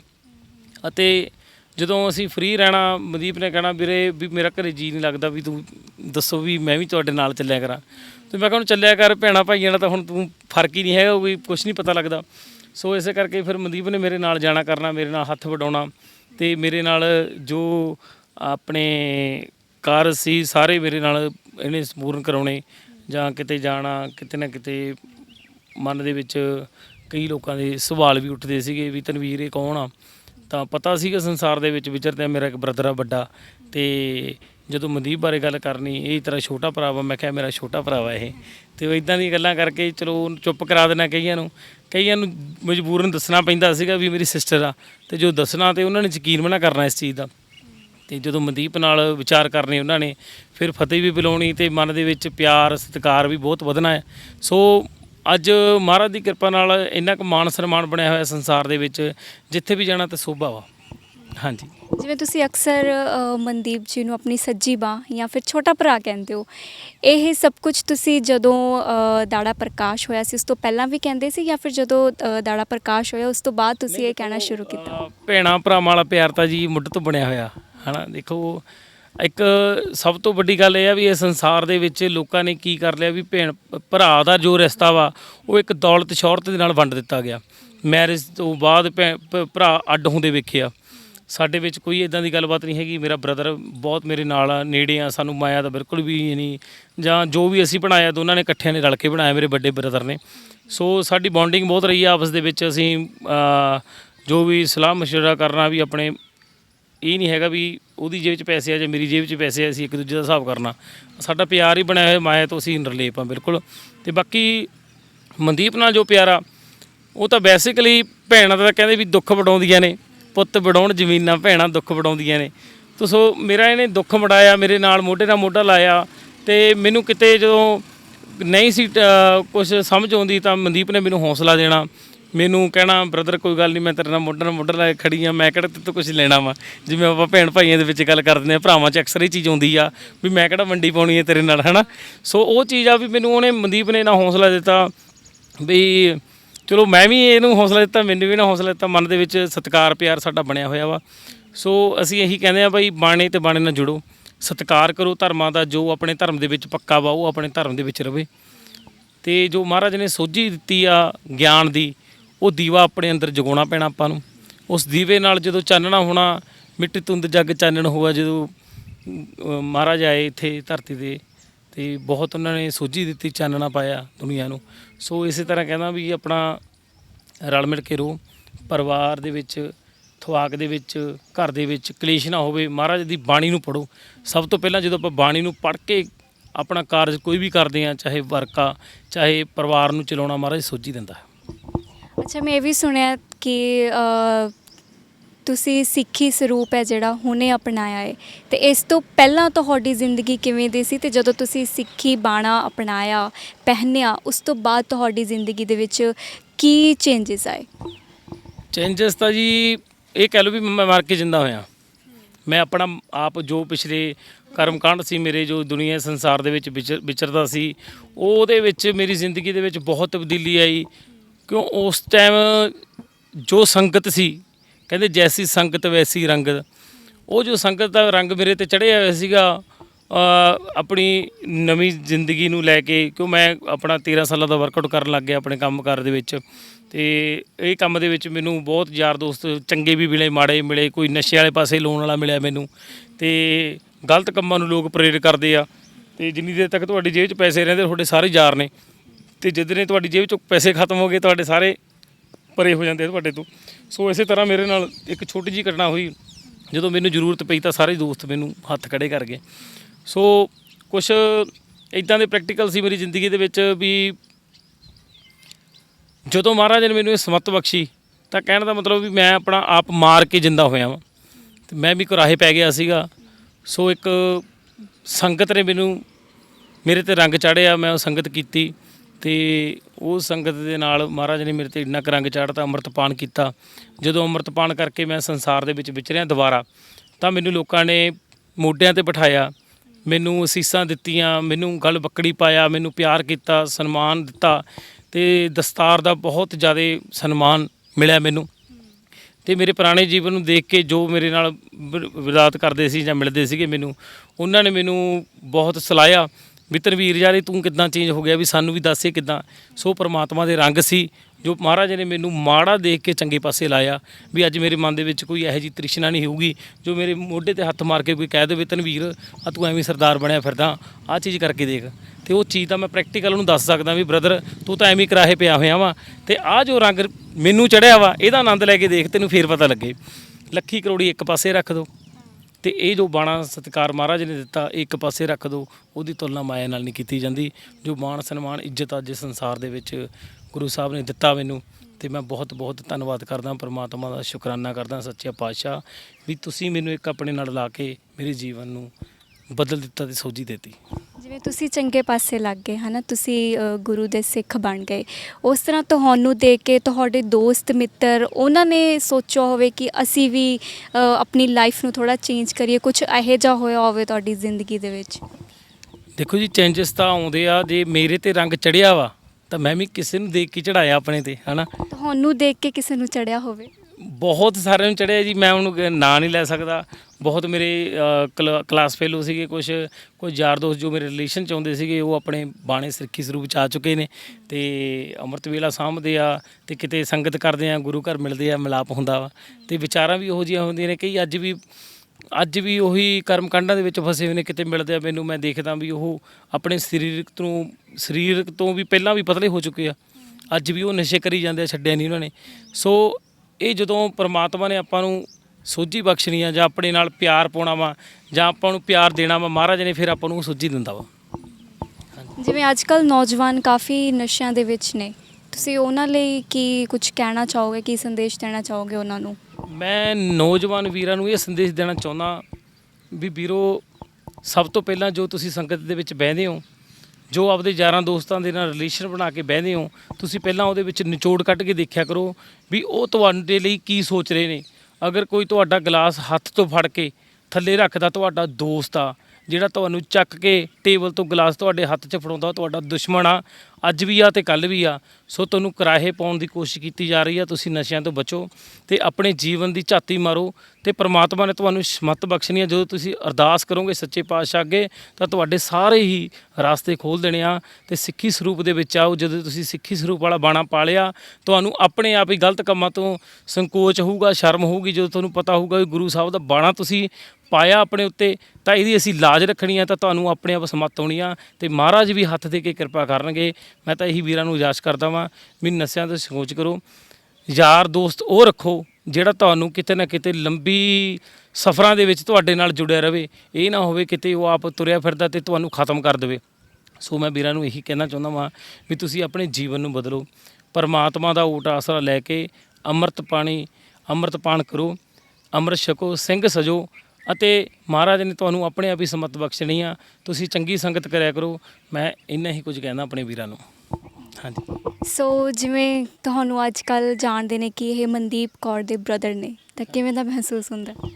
ਮੈਨੂੰ ਬਹੁਤ ਮਾਣ ਮਹਿਸੂਸ ਹੁੰਦਾ ਵਾ ਵੀ ਮਨਦੀਪ ਮੇਰੀ ਸਿਸਟਰ ਆ, ਮੈਂ ਮਰੀ ਦਾ ਬ੍ਰਦਰ ਆ। ਮੈਨੂੰ ਵੀ ਜਾਣੀ ਕਿ ਹੌਸਲਾ ਮਿਲਦਾ ਵਾ ਤੇ ਮੈਂ ਇਹੀ ਗੱਲ ਕਹਿਣਾ ਚਾਹੁੰਦਾ ਵੀ ਭੈਣ ਭਰਾ ਦਾ ਕੋਈ ਮਤਲਬ ਨਹੀਂ ਹੈਗਾ। ਜੋ ਤੁਹਾਡੇ ਨਾਲ ਮੋਢੇ ਨਾਲ ਮੋਢਾ ਲਾ ਕੇ ਤੁਹਾਡੇ ਨਾਲ ਜੁੜਿਆ ਹੋਇਆ ਵਾ, ਉਹੀ ਤੁਹਾਡਾ ਅਸਲੀ ਆ ਭਰਾ ਵਾ ਤੇ ਭੈਣ ਆ। ਤੇ ਅਸੀਂ ਆਪਣੀ ਸੋਚ ਨੂੰ ਬਦਲੀਏ। ਇਹ ਭੈਣਾਂ ਨੇ ਕੁਛ ਨਾਲ ਨਹੀਂ ਲੈ ਜਾਣਾ, ਇੱਥੇ ਹੀ ਰਹਿ ਜਾਣਾ ਸਾਰਾ ਕੁਛ। ਇਹ ਵੱਧ ਕਰਦੀਆਂ ਨੇ, ਭਰਾਵਾਂ ਨਾਲੋਂ ਵੱਧ ਕਰਦੀਆਂ ਨੇ ਤੇ ਇਹਨਾਂ ਨਾਲ ਕਦੇ ਵੀ ਤੁਸੀਂ ਵਿਤ ਭਾਵ ਨਾ ਕਰੋ। ਆਪਦਾ ਘਰ ਵਾਲੀਆਂ ਦੇ ਮਗਰ ਨਾ ਲੱਗਿਓ ਮੇਰਾ ਵੀਰ। ਮੈਂ ਇਹ ਤੁਹਾਡੇ ਮੂਹਰੇ ਹੱਥ ਜੋੜਦਾ ਵੀ ਭੈਣਾਂ ਭੈਣਾਂ ਹੀ ਰਹਿੰਦੀਆਂ ਨੇ। ਇਹ ਰਹਿੰਦੀ ਦੁਨੀਆ ਤੱਕ ਇਹ ਤਾਂ ਭਰਾਵਾਂ ਦਾ ਭਲਾ ਹੀ ਮੰਨਦੀਆਂ ਨੇ। ਸੋ ਅੱਜ ਵੀ ਮੇਰੇ ਨਾਲ ਮੇਰੀ ਭੈਣ ਦਾ ਮੇਰੇ ਸਿਰ ਤੇ ਮਿਹਰ ਭਰਿਆ ਹੱਥ ਆ। ਜਦੋਂ ਕਿਤੇ ਵੀ ਔਂਕੜ ਪੈਂਦੀ ਆ ਜਾਂ ਕਿਤੇ ਵੀ ਮੈਨੂੰ ਕਿਤੇ ਲੱਗਦਾ ਵਾ ਵੀ ਹਾਂ ਵੀ, ਤਾਂ ਮਹਾਰਾਜ ਦੀ ਕਿਰਪਾ ਨਾਲ ਵੀ ਮੈਨੂੰ ਹੌਸਲਾ ਬਹੁਤ ਮਿਲਦਾ ਆਪਣੀ ਭੈਣ ਤੋਂ। ਇੱਥੇ ਮੇਰਾ ਹੁਣ ਇੱਕ ਹੋਰ ਸਵਾਲ ਹੈ। ਜਿਵੇਂ ਤੁਸੀਂ ਗੱਲ ਕੀਤੀ ਕਿ ਆਪਣੀ ਵਾਈਫ ਦੇ ਮਗਰ ਨਾ ਲੱਗਿਆ ਕਰੋ, ਤਾਂ ਤੁਹਾਡੀ ਵਾਈਫ ਨੇ ਕਦੇ ਮਨਦੀਪ 'ਤੇ ਸਵਾਲ ਖੜੇ ਕੀਤੇ ਹੋਣ ਕਿ ਮਨਦੀਪ ਦਾ ਵਿਆਹ ਕਰ ਦਿਓ, ਕੁੜੀਆਂ ਨੂੰ ਘਰੇ ਨਹੀਂ ਬਿਠਾ ਕੇ ਰੱਖੀਦਾ, ਤਾਂ ਇਸ 'ਤੇ ਤੁਹਾਡੇ ਕੀ ਵਿਚਾਰ ਨੇ? ਸਵਾਲ ਮੈਨੂੰ ਵੀ ਬਹੁਤ ਕੀਤੇ ਆ। ਤੇ ਦੇਖੋ ਜੀ, ਇੱਕ ਲੜਕਾ ਇੱਕ ਇਹੋ ਜਿਹਾ ਵਾ ਵੀ ਜਿਹਨੇ ਦੋ ਅੱਖਾਂ ਦੇ ਨਾਲ ਆਪਣੇ ਪਰਿਵਾਰ ਨੂੰ ਚਲਾਉਣਾ। ਇੱਕ ਅੱਖ ਬੰਦ ਕਰਕੇ ਕਦੇ ਪਰਿਵਾਰ ਦਾ ਗੁਜ਼ਾਰਾ ਨਹੀਂ ਹੋਇਆ। ਮਾਤਾ ਪਿਤਾ ਭੈਣ ਭਰਾ ਇਹ ਆਪਣੇ ਇੱਕ ਅੱਖ ਨੇ, ਦੂਜੀ ਅੱਖ ਨਾਲ ਸਾਡੀ ਵਾਈਫ ਆ। ਹੌਸਲਾ ਦੋਨਾਂ ਨੂੰ ਦਿਓ। ਸਮਝਾਉਣ ਦਾ ਤੇ ਕਹਿਣ ਦਾ ਤਰੀਕਾ ਹੀ ਵੱਖਰਾ ਹੋਣਾ ਚਾਹੀਦਾ ਵੀ ਦੂਜੇ ਨੂੰ ਕਿਤੇ ਲੱਗ ਨਾ ਜਾਵੇ। ਸੋ ਬਹੁਤ ਕਿਹਾ ਵੀ ਮਨਦੀਪ ਦੀ ਜ਼ਿੰਦਗੀ ਤੁਸੀਂ ਅੱਗੇ ਦੇਖੋ, ਇਹਦੇ ਵਾਸਤੇ ਰਿਸ਼ਤਾ ਦੇਖੋ। ਤੇ ਜਦੋਂ ਸਭ ਤੋਂ ਪਹਿਲਾ ਸਵਾਲ ਇਹ ਸੀਗਾ ਮੇਰੀ ਭੈਣ ਦਾ ਵੀ ਮੈਂ ਆਪਦੀ ਭੈਣ ਦਾ ਫਿਊਚਰ ਦੇਖਣਾ, ਉਹਦੀ ਜ਼ਿੰਦਗੀ ਨੂੰ ਕਿਵੇਂ ਦੇਖਣਾ। ਜਦ ਉਹਨੂੰ ਸੁੱਖ ਪਹਿਲੇ ਤੋਂ ਨਹੀਂ ਮਿਲਿਆ ਤਾਂ ਦੂਜੇ ਤੋਂ ਕਿੱਥੇ ਮਿਲਣਾ ਸੀ? ਇਹ ਉਹਦਾ ਆਪਣਾ ਕੁਐਸਚਨ ਸੀ, ਮੇਰਾ ਨਹੀਂ ਸੀ। ਸੋ ਮੇਰੇ ਨਾਲ ਇਹਨੇ ਵਾਰਤਾ ਦਿੱਤੀ ਕਿ ਵੀਰ ਵੀ ਮੈਂ ਆਪਣੀ ਜ਼ਿੰਦਗੀ ਨੂੰ ਹੁਣ ਇੱਦਾਂ ਹੀ ਐਕਸੈਪਟ ਕਰੂੰਗੀ ਵੀ ਜੋ ਮੇਰੇ ਨਾਲ ਜਿੱਦਾਂ ਦੇ ਵੀ ਹੋ ਰਿਹਾ ਵੀ ਉਸੇ ਕਾਰਨ। ਪਹਿਲਾ ਸਵਾਲ ਮਨਦੀਪ ਦਾ ਸੀਗਾ। ਦੂਜਾ ਮੇਰੇ ਘਰਦਿਆਂ ਦਾ, ਜਦੋਂ ਤੁਸੀਂ ਵਾਈਫ ਦੀ ਗੱਲ ਕੀਤੀ ਆ, ਉਹਨਾਂ ਨੂੰ ਜਦੋਂ ਆਪਣੇ ਪਰਿਵਾਰ ਦੇ ਵਿੱਚ ਖਾਣ ਪੀਣ ਨੂੰ ਸਭ ਕੁਝ ਮਿਲੂਗਾ ਤਾਂ ਉਹਨਾਂ ਨੇ ਕਿਸੇ ਤੋਂ ਕੀ ਲੈਣਾ ਵਾ। ਵਾਈਫ ਦੀ ਗੱਲ ਕੀਤੀ ਆ, ਵਾਈਫ ਮੇਰੀ ਇੰਨੀ ਅਣਜਾਣ ਨਹੀਂ ਹੈਗੀ, ਸਮਝਦਾਰ ਆ। ਤੇ ਉਹਨੇ ਜਦੋਂ ਦੇਖਿਆ, ਉਹਨਾਂ ਨਾਲ ਗੱਲ ਕੀਤੀ ਵੀ ਅਮਨ ਵੀ ਆਪਾਂ ਇਹਨੂੰ ਤੂੰ ਹੁਣ ਜਿਹੜੀ ਸਵਾਲ ਮੇਰੇ ਨਾਲ ਕੀਤਾ ਤਾਂ ਵੀ ਮੇਰੀ ਨਣਦ ਆ। ਮੈਂ ਕਿਹਾ ਪਹਿਲੀ ਗੱਲ ਤਾਂ ਇਹ ਨਣਦ ਦਾ ਹੁਣ ਤੂੰ ਵਰਕਾ ਪਾੜ ਦੇ, ਇਹ ਤੇਰਾ ਛੜਾ ਦਿਓਰ ਆ, ਠੀਕ ਆ। ਤੇ ਜਦੋਂ ਇੰਨੀ ਗੱਲ ਕੀਤੀ ਤਾਂ ਇਹ ਤੇਰੇ ਨਾਲ ਮੋਢਾ ਲਾ ਕੇ ਘਰ ਦੇ ਕੰਮ ਬਣਾਉਂਦੀ ਆ, ਸਾਰੇ ਕੰਮ ਕਰਾਉਂਦੀ ਆ, ਮੇਰੇ ਨਾਲ ਵੀ ਕਰਾਉਂਦੀ ਆ। ਤੇ ਉਸ ਤੋਂ ਬਾਅਦ ਜੋ ਉਹਨਾਂ ਦੇ ਵਿਚਾਰ ਸੀ ਜਾਂ ਵਿਆਹ ਦੇ ਜਾਂ ਕੁਛ ਵੀ ਆ, ਤੇ ਉਹਨਾਂ ਨੇ ਆਪਣੇ ਆਪ ਹੀ ਬਦਲ ਦਿੱਤੇ। ਜਦੋਂ ਸਾਡੇ ਘਰ ਦੇ ਵਿੱਚ ਤਣਾਅ ਵਧੀਆ ਬਣੇ ਹੋਏ ਨੇ, ਸਾਡੇ ਘਰ 'ਚ ਮਾਹੌਲ ਵਧੀਆ ਬਣਿਆ ਹੋਇਆ ਵਾ, ਸਾਡੇ ਘਰ 'ਚ ਕਲੇਸ਼ ਨਹੀਂ ਹੈਗਾ, ਤਾਂ ਉੱਥੇ ਉਹ ਚੀਜ਼ਾਂ ਖਤਮ ਹੋ ਜਾਂਦੀਆਂ ਨੇ। ਜਦੋਂ ਸਾਡੇ ਘਰ 'ਚ ਲੋਭ ਵੀ ਨਹੀਂ ਹੈਗਾ, ਸਵਾਰਥ ਨਹੀਂ ਹੈ, ਜ਼ਿੰਦਗੀ ਜਿਉਂਦੇ ਆ ਵਧੀਆ। ਤੇ ਕੋਈ ਇੱਦਾਂ ਦਾ ਸਵਾਲ ਨਹੀਂ ਸੀਗਾ ਵੀ ਜਾਣੀ ਕਿ ਜੋ ਉਹ ਮੇਰੇ ਨਾਲ ਕਰ ਸਕਣ। ਉਸ ਤੋਂ ਬਾਅਦ ਵੀ ਮਨਦੀਪ ਦੇ ਨਾਲ ਬੌਂਡਿੰਗ ਉਹਨਾਂ ਦੀ ਵੱਧ ਆ ਮੇਰੇ ਨਾਲੋਂ। ਜੋ ਗੱਲ ਮਨਦੀਪ ਨਾਲ ਕਰ ਲਈ ਆ ਉਹਨਾਂ ਨੇ ਮੇਰੇ ਨਾਲ ਨਹੀਂ ਕਰਨੀ। ਜਦੋਂ ਮੈਂ ਨਹੀਂ ਵੀ ਹੁੰਦਾ ਆਪਣੇ ਪਰਿਵਾਰ ਦੇ ਵਿੱਚ, ਘਰ ਤੋਂ ਬਾਹਰ ਹੁੰਦਾ ਵਾਂ, ਤਾਂ ਉਹ ਸਾਰੇ ਕੰਮ ਮਨਦੀਪ ਤੋਂ ਕਰਾਉਂਦੀਆਂ ਨੇ, ਠੀਕ ਆ। ਅਤੇ ਉਹਨਾਂ ਨੂੰ ਤਾਂ ਇਹ ਛੜਾ ਦਿਓਰ ਮਿਲਿਆ ਹੋਇਆ ਸੀਗਾ ਇਹ, ਸੋ ਕੋਈ ਇੱਦਾਂ ਦੀ ਗੱਲ ਨਹੀਂ ਹੈਗੀ। ਅਤੇ ਬਾਕੀ ਇਹ ਵੀ ਇਹ ਸਭ ਤੋਂ ਪਹਿਲਾਂ ਮੁੱਢਲਾ ਫਰਜ਼ ਜੋ ਬਣਦਾ ਵਾ ਘਰ ਦੇ ਵਿੱਚ, ਉਹ ਇੱਕ ਘਰ ਦੇ ਮੇਨ ਮੁੰਡੇ ਦਾ ਬਣਦਾ ਵਾ, ਜਿਹੜਾ ਘਰ ਦੀ ਜ਼ਿੰਮੇਵਾਰੀ ਨੂੰ ਸਾਂਭਦਾ ਵਾ। ਉਹ ਜਦੋਂ ਆਪਣੇ ਪਰਿਵਾਰ ਨੂੰ ਦੋਨਾਂ ਅੱਖਾਂ ਨਾਲ ਦੇਖਦਾ ਖੋਲ੍ਹ ਕੇ, ਤਾਂ ਉਹਦੇ ਹੱਥ ਦੇ ਵਿੱਚ ਹੀ ਇਹ ਘਰ ਨੂੰ ਵਸਾਉਣਾ ਅਤੇ ਉਜਾੜਨਾ। ਸੋ ਮੈਂ ਇਹੀ ਅੱਗੇ ਅਰਦਾਸ ਕਰਦਾ ਵਾਂ ਵੀ ਇਹ ਧੀਆਂ ਦਾ ਹੱਕ ਆ, ਧੀਆਂ ਨੂੰ ਮਿਲਣਾ ਚਾਹੀਦਾ ਵਾ। ਅਤੇ ਬਾਕੀ ਜੋ ਮੇਰੀ ਭੈਣ ਆ, ਅਤੇ ਮੈਨੂੰ ਬਹੁਤ ਮਾਣ ਆ ਇਹਦੇ 'ਤੇ, ਅਤੇ ਕੋਈ ਇਹੋ ਜਿਹੀ ਗੱਲਬਾਤ ਨਹੀਂ। ਸਾਡੇ ਦੁਨਿਆਵੀ ਪਰਿਵਾਰਕ ਤੌਰ ਵਾਲੀ ਸਾਡੇ ਘਰ ਦੇ ਵਿੱਚ ਕੋਈ ਇਹੋ ਜਿਹੀ ਗੱਲ ਨਹੀਂ ਹੈਗੀ। ਅਸੀਂ ਗੁਰਸਿੱਖੀ ਵਾਲਾ ਜੀਵਨ ਬਤੀਤ ਕਰਦੇ ਹਾਂ, ਅਤੇ ਕਿੰਤੂ ਪਰੰਤੂ ਤੋਂ ਪਰਮਾਤਮਾ ਸਾਨੂੰ ਪਹਿਲਾਂ ਹੀ ਮੁਕਤ ਕੀਤਾ ਹੋਇਆ, ਅਤੇ ਅਸੀਂ ਕਿਸੇ ਨਾਲ ਭੇਦ ਨਹੀਂ ਰੱਖਦੇ। ਸੋ ਹਾਂਜੀ, ਜਿਵੇਂ ਤੁਹਾਡੇ ਪਰਿਵਾਰ ਨੇ ਤਾਂ ਅਸੈਪਟ ਕੀਤਾ ਮਨਦੀਪ ਨੂੰ, ਅਤੇ ਉਸ ਤੋਂ ਬਾਅਦ ਜਿਵੇਂ ਸਮਾਜ ਦੀ ਕੀ ਰੀਤ ਹੈ ਕਿ ਅਗਰ ਕੋਈ ਕੁਝ ਵੱਖਰਾ ਕਰਦਾ ਹੈ ਜਾਂ ਫਿਰ ਵੱਖਰਾ ਦਿਖਦਾ ਆ ਤਾਂ ਉਹਨੂੰ ਨਕਾਰ ਦਿੱਤਾ ਜਾਂਦਾ ਹੈ। ਤਾਂ ਇਸ ਤਰ੍ਹਾਂ ਤੁਹਾਡੇ ਰਿਸ਼ਤੇਦਾਰਾਂ ਦਾ ਕੀ ਰਵੱਈਆ ਸੀ, ਜਾਂ ਫਿਰ ਹੋਰ ਦੋਸਤ ਮਿੱਤਰ ਉਹਨਾਂ ਦਾ ਕੀ ਰਵੱਈਆ ਸੀ? ਦੇਖੋ ਜੀ, ਰਵੱਈਆ ਤਾਂ ਅਸੀਂ ਆਪਣਾ ਜਦੋਂ ਪਰਿਵਾਰ ਦੇਖਣਾ ਵਾ, ਤਾਂ ਉਹਦੇ ਵਿੱਚ ਮੈਟਰ ਨਹੀਂ ਕਰਦਾ ਵੀ ਸਾਡੇ ਨਾਲ ਰਿਸ਼ਤੇਦਾਰ ਕੌਣ ਖੜਾ, ਯਾਰ ਦੋਸਤ ਕਿਹੜਾ। ਅਸੀਂ ਉਹਨਾਂ ਦਾ ਦੇਖ ਕੇ ਅਸੀਂ ਆਪਣਾ ਘਰ ਖਰਾਬ ਕਰੀਏ, ਸਾਡੀ ਮੂਰਖਤਾ ਵਾ। ਸੋ ਸਾਡੀ ਆਪਣੀ ਹੀ ਸੋਝੀ ਹੋਣੀ ਚਾਹੀਦੀ ਹੈ ਵੀ ਸਾਡੇ ਕੋਲ ਕਿਹੜਾ ਹੀਰਾ ਵਾ, ਵੀ ਅਸੀਂ ਉਹਨੂੰ ਕਿੱਦਾਂ ਸਾਂਭਣਾ ਵਾ, ਉਹਨੂੰ ਕਿੱਦਾਂ ਤਰਾਸ਼ਣਾ ਵਾ। ਅਸੀਂ ਲੋਕਾਂ ਦੀ ਸਲਾਹ ਨਹੀਂ, ਅਸੀਂ ਆਪਣੇ ਪਰਿਵਾਰ ਦੀ ਸਲਾਹ ਲੈ ਕੇ ਆਪਣੇ ਪਰਿਵਾਰ ਨੂੰ ਚਲਾਉਂਦੇ ਹਾਂ। ਸਾਨੂੰ ਕਿਸੇ ਰਿਸ਼ਤੇਦਾਰਾਂ ਦੀ ਜਾਂ ਕਿਸੇ ਯਾਰ ਦੋਸਤਾਂ ਦੀ ਕੋਈ ਉਹ ਨਹੀਂ ਵੀ ਪਰਵਾਹ ਵੀ ਉਹ ਸਾਡੇ ਪਰਿਵਾਰ ਨੂੰ ਚਲਾਉਣ। ਹਾਂਜੀ। ਅਤੇ ਤੁਹਾਡੇ ਤੋਂ ਵੀ ਇੱਕ ਸਵਾਲ ਹੈ ਮੇਰਾ, ਤੁਹਾਡੇ ਵਿਚਾਰਾਂ ਦੇ ਨਾਲ, ਜਿਵੇਂ ਤੁਹਾਡੇ ਇੰਨੇ ਚੰਗੇ ਵਿਚਾਰ ਨੇ ਆਪਣੀ ਸਿਸਟਰ ਦੇ ਲਈ, ਅਤੇ ਤੁਸੀਂ ਕਿਸੇ ਦੀ ਜ਼ਿੰਦਗੀ ਮਤਲਬ ਤੁਹਾਡੇ ਵਿਚਾਰਾਂ ਨਾਲ ਕਿਸੇ ਦੀ ਬਦਲੀ ਹੋਵੇ, ਕੋਈ ਇਹੋ ਜਿਹੀ ਕਹਾਣੀ ਤੁਹਾਡੀ ਜ਼ਿੰਦਗੀ ਦੇ ਵਿੱਚ ਹੋਵੇ ਤਾਂ ਜ਼ਰੂਰ ਸਾਂਝੀ ਕਰੋ। ਜ਼ਿੰਦਗੀ ਤਾਂ ਜੀ ਬਹੁਤ ਹੀ ਬਦਲ ਗਈ ਆ, ਅਤੇ ਬਾਕੀ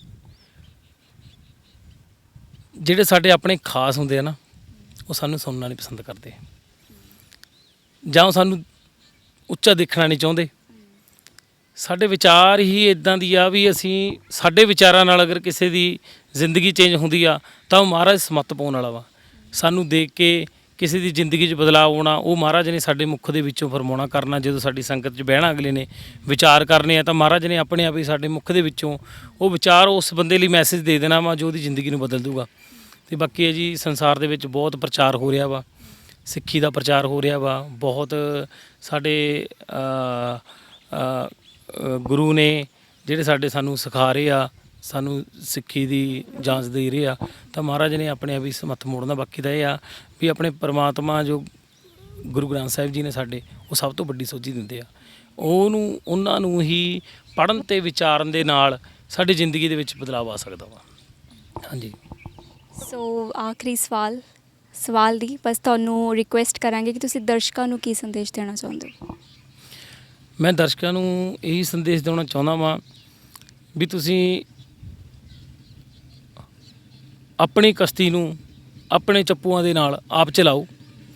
ਕਿਸੇ ਦੇ ਮੋਢੇ 'ਤੇ ਰੱਖ ਕੇ ਜਾਂ ਕਿਸੇ ਦੀ ਸੋਝ ਜਾਂ ਕਿਸੇ ਦੀ ਸਮੱਤ ਲੈ ਕੇ ਆਪਣੇ ਜੀਵਨ ਨੂੰ ਨਾ ਖਰਾਬ ਕਰੋ। ਜੋ ਤੁਹਾਨੂੰ ਸੋਝੀ ਦਿੰਦਾ ਹੈ, ਜੋ ਤੁਹਾਨੂੰ ਚੰਗੀ ਰਾਏ ਦਿੰਦਾ ਹੈ, ਉਹ ਸੁਣੋ। ਜੇ ਬੁਰੀ ਲੱਗਦੀ ਹੈ ਤਾਂ ਉਹਨੂੰ ਇੱਧਰੋਂ ਸੁਣ ਕੇ ਉੱਧਰੋਂ ਕੱਢ ਦਿਓ। ਸੋ ਉਹਦੇ ਨਾਲ ਕਿੰਤੂ ਪਰੰਤੂ ਕਰਨ ਦਾ ਕੋਈ ਫਾਇਦਾ ਨਹੀਂ। ਸੋ ਆਪਣੇ ਜੀਵਨ ਦੀ ਸੋਝੀ, ਆਪਣੇ ਜੀਵਨ ਦੀ ਜੋ ਜਾਂਚ ਆ, ਉਹ ਅਸੀਂ ਆਪ ਖੁਦ ਲੈਣੀ ਆ। ਅੰਮ੍ਰਿਤ ਵੇਲਾ ਸਾਂਭੋ, ਨਿਤਨੇਮ ਕਰੋ, ਗੁਰੂ ਘਰ ਜਾਓ, ਸੰਗਤ ਲਓ, ਸੰਗਤ ਦਾ ਪਿਆਰ ਲਓ, ਉਹਦੇ ਵਿੱਚ ਹੀ ਆਪਣੇ ਜੀਵਨ ਦੀ ਜਾਂਚ ਮਿਲਦੀ ਆ। ਮੈਂ ਇਹੀ ਸੰਦੇਸ਼ ਦੇਣਾ ਚਾਹੁੰਦਾ ਵਾਂ ਵੀ ਗੁਰੂ ਗ੍ਰੰਥ ਸਾਹਿਬ ਜੀ ਨਾਲ ਜੁੜੋ, ਕੇਸਾਂ ਦੀ ਬੇਅਦਬੀ ਨਾ ਕਰੋ, ਬਾਣੀ 'ਚ ਰਹੋ, ਬਾਣੀ ਦੇ ਧਾਰਨੀ ਬਣੋ। ਸੋ ਇੰਨਾ ਕੁਝ ਕਹਿੰਦਾ ਜੀ। ਤੇ ਮਨਦੀਪ, ਤੁਹਾਡੇ ਤੋਂ ਵੀ ਆਖਰੀ ਸਵਾਲ ਮੇਰਾ ਕਿ ਜੇ ਕਈ ਕੁੜੀਆਂ ਆਪਣੀ ਦਿੱਖ ਨੂੰ ਲੈ ਕੇ ਬੜੀਆਂ ਪਰੇਸ਼ਾਨ ਹੁੰਦੀਆਂ, ਤੇ ਕਈ ਲੜਕੇ ਵੀ ਹੁੰਦੇ ਨੇ ਜਿਹਦੇ ਕਰਕੇ ਕਈ ਵਾਰ ਕੀ ਹੁੰਦਾ ਕਿ ਉਹ ਲੋਕਾਂ ਦੀਆਂ ਗੱਲਾਂ 'ਚ ਆ ਕੇ ਕਹਿ ਲਓ ਜਾਂ ਫਿਰ ਆਪਣੇ ਆਪ ਫੈਸਲਾ ਲੈ ਲੈਂਦੇ ਨੇ ਆਪਣੀ ਜੀਵਨ ਨੂੰ ਸਮਾਪਤ ਕਰਨ ਦਾ। ਤਾਂ ਉਹਨਾਂ ਦੇ ਲਈ ਤੁਸੀਂ ਕੀ ਕਹਿਣਾ ਚਾਹੋਗੇ? ਉਹਨਾਂ ਨੂੰ ਕੀ ਸੰਦੇਸ਼ ਦੇਣਾ ਚਾਹੋਗੇ ਇਸ ਦੇ ਜ਼ਰੀਏ? ਸੰਦੇਸ਼ ਇਹੀ ਆ ਕਿ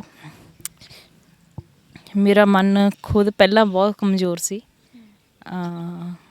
ਮੇਰੇ ਮਨ 'ਚ ਵੀ ਪਹਿਲਾਂ ਇਸੇ ਤਰ੍ਹਾਂ ਆਉਂਦਾ ਹੁੰਦਾ ਸੀ ਕਿ ਹੁਣ ਲਾਈਫ ਖਤਮ ਆ, ਜਾਂ ਹੈ ਨਾ ਕਿ ਹੁਣ ਕੋਈ ਲਾਈਫ ਨਹੀਂ ਰਹੀ।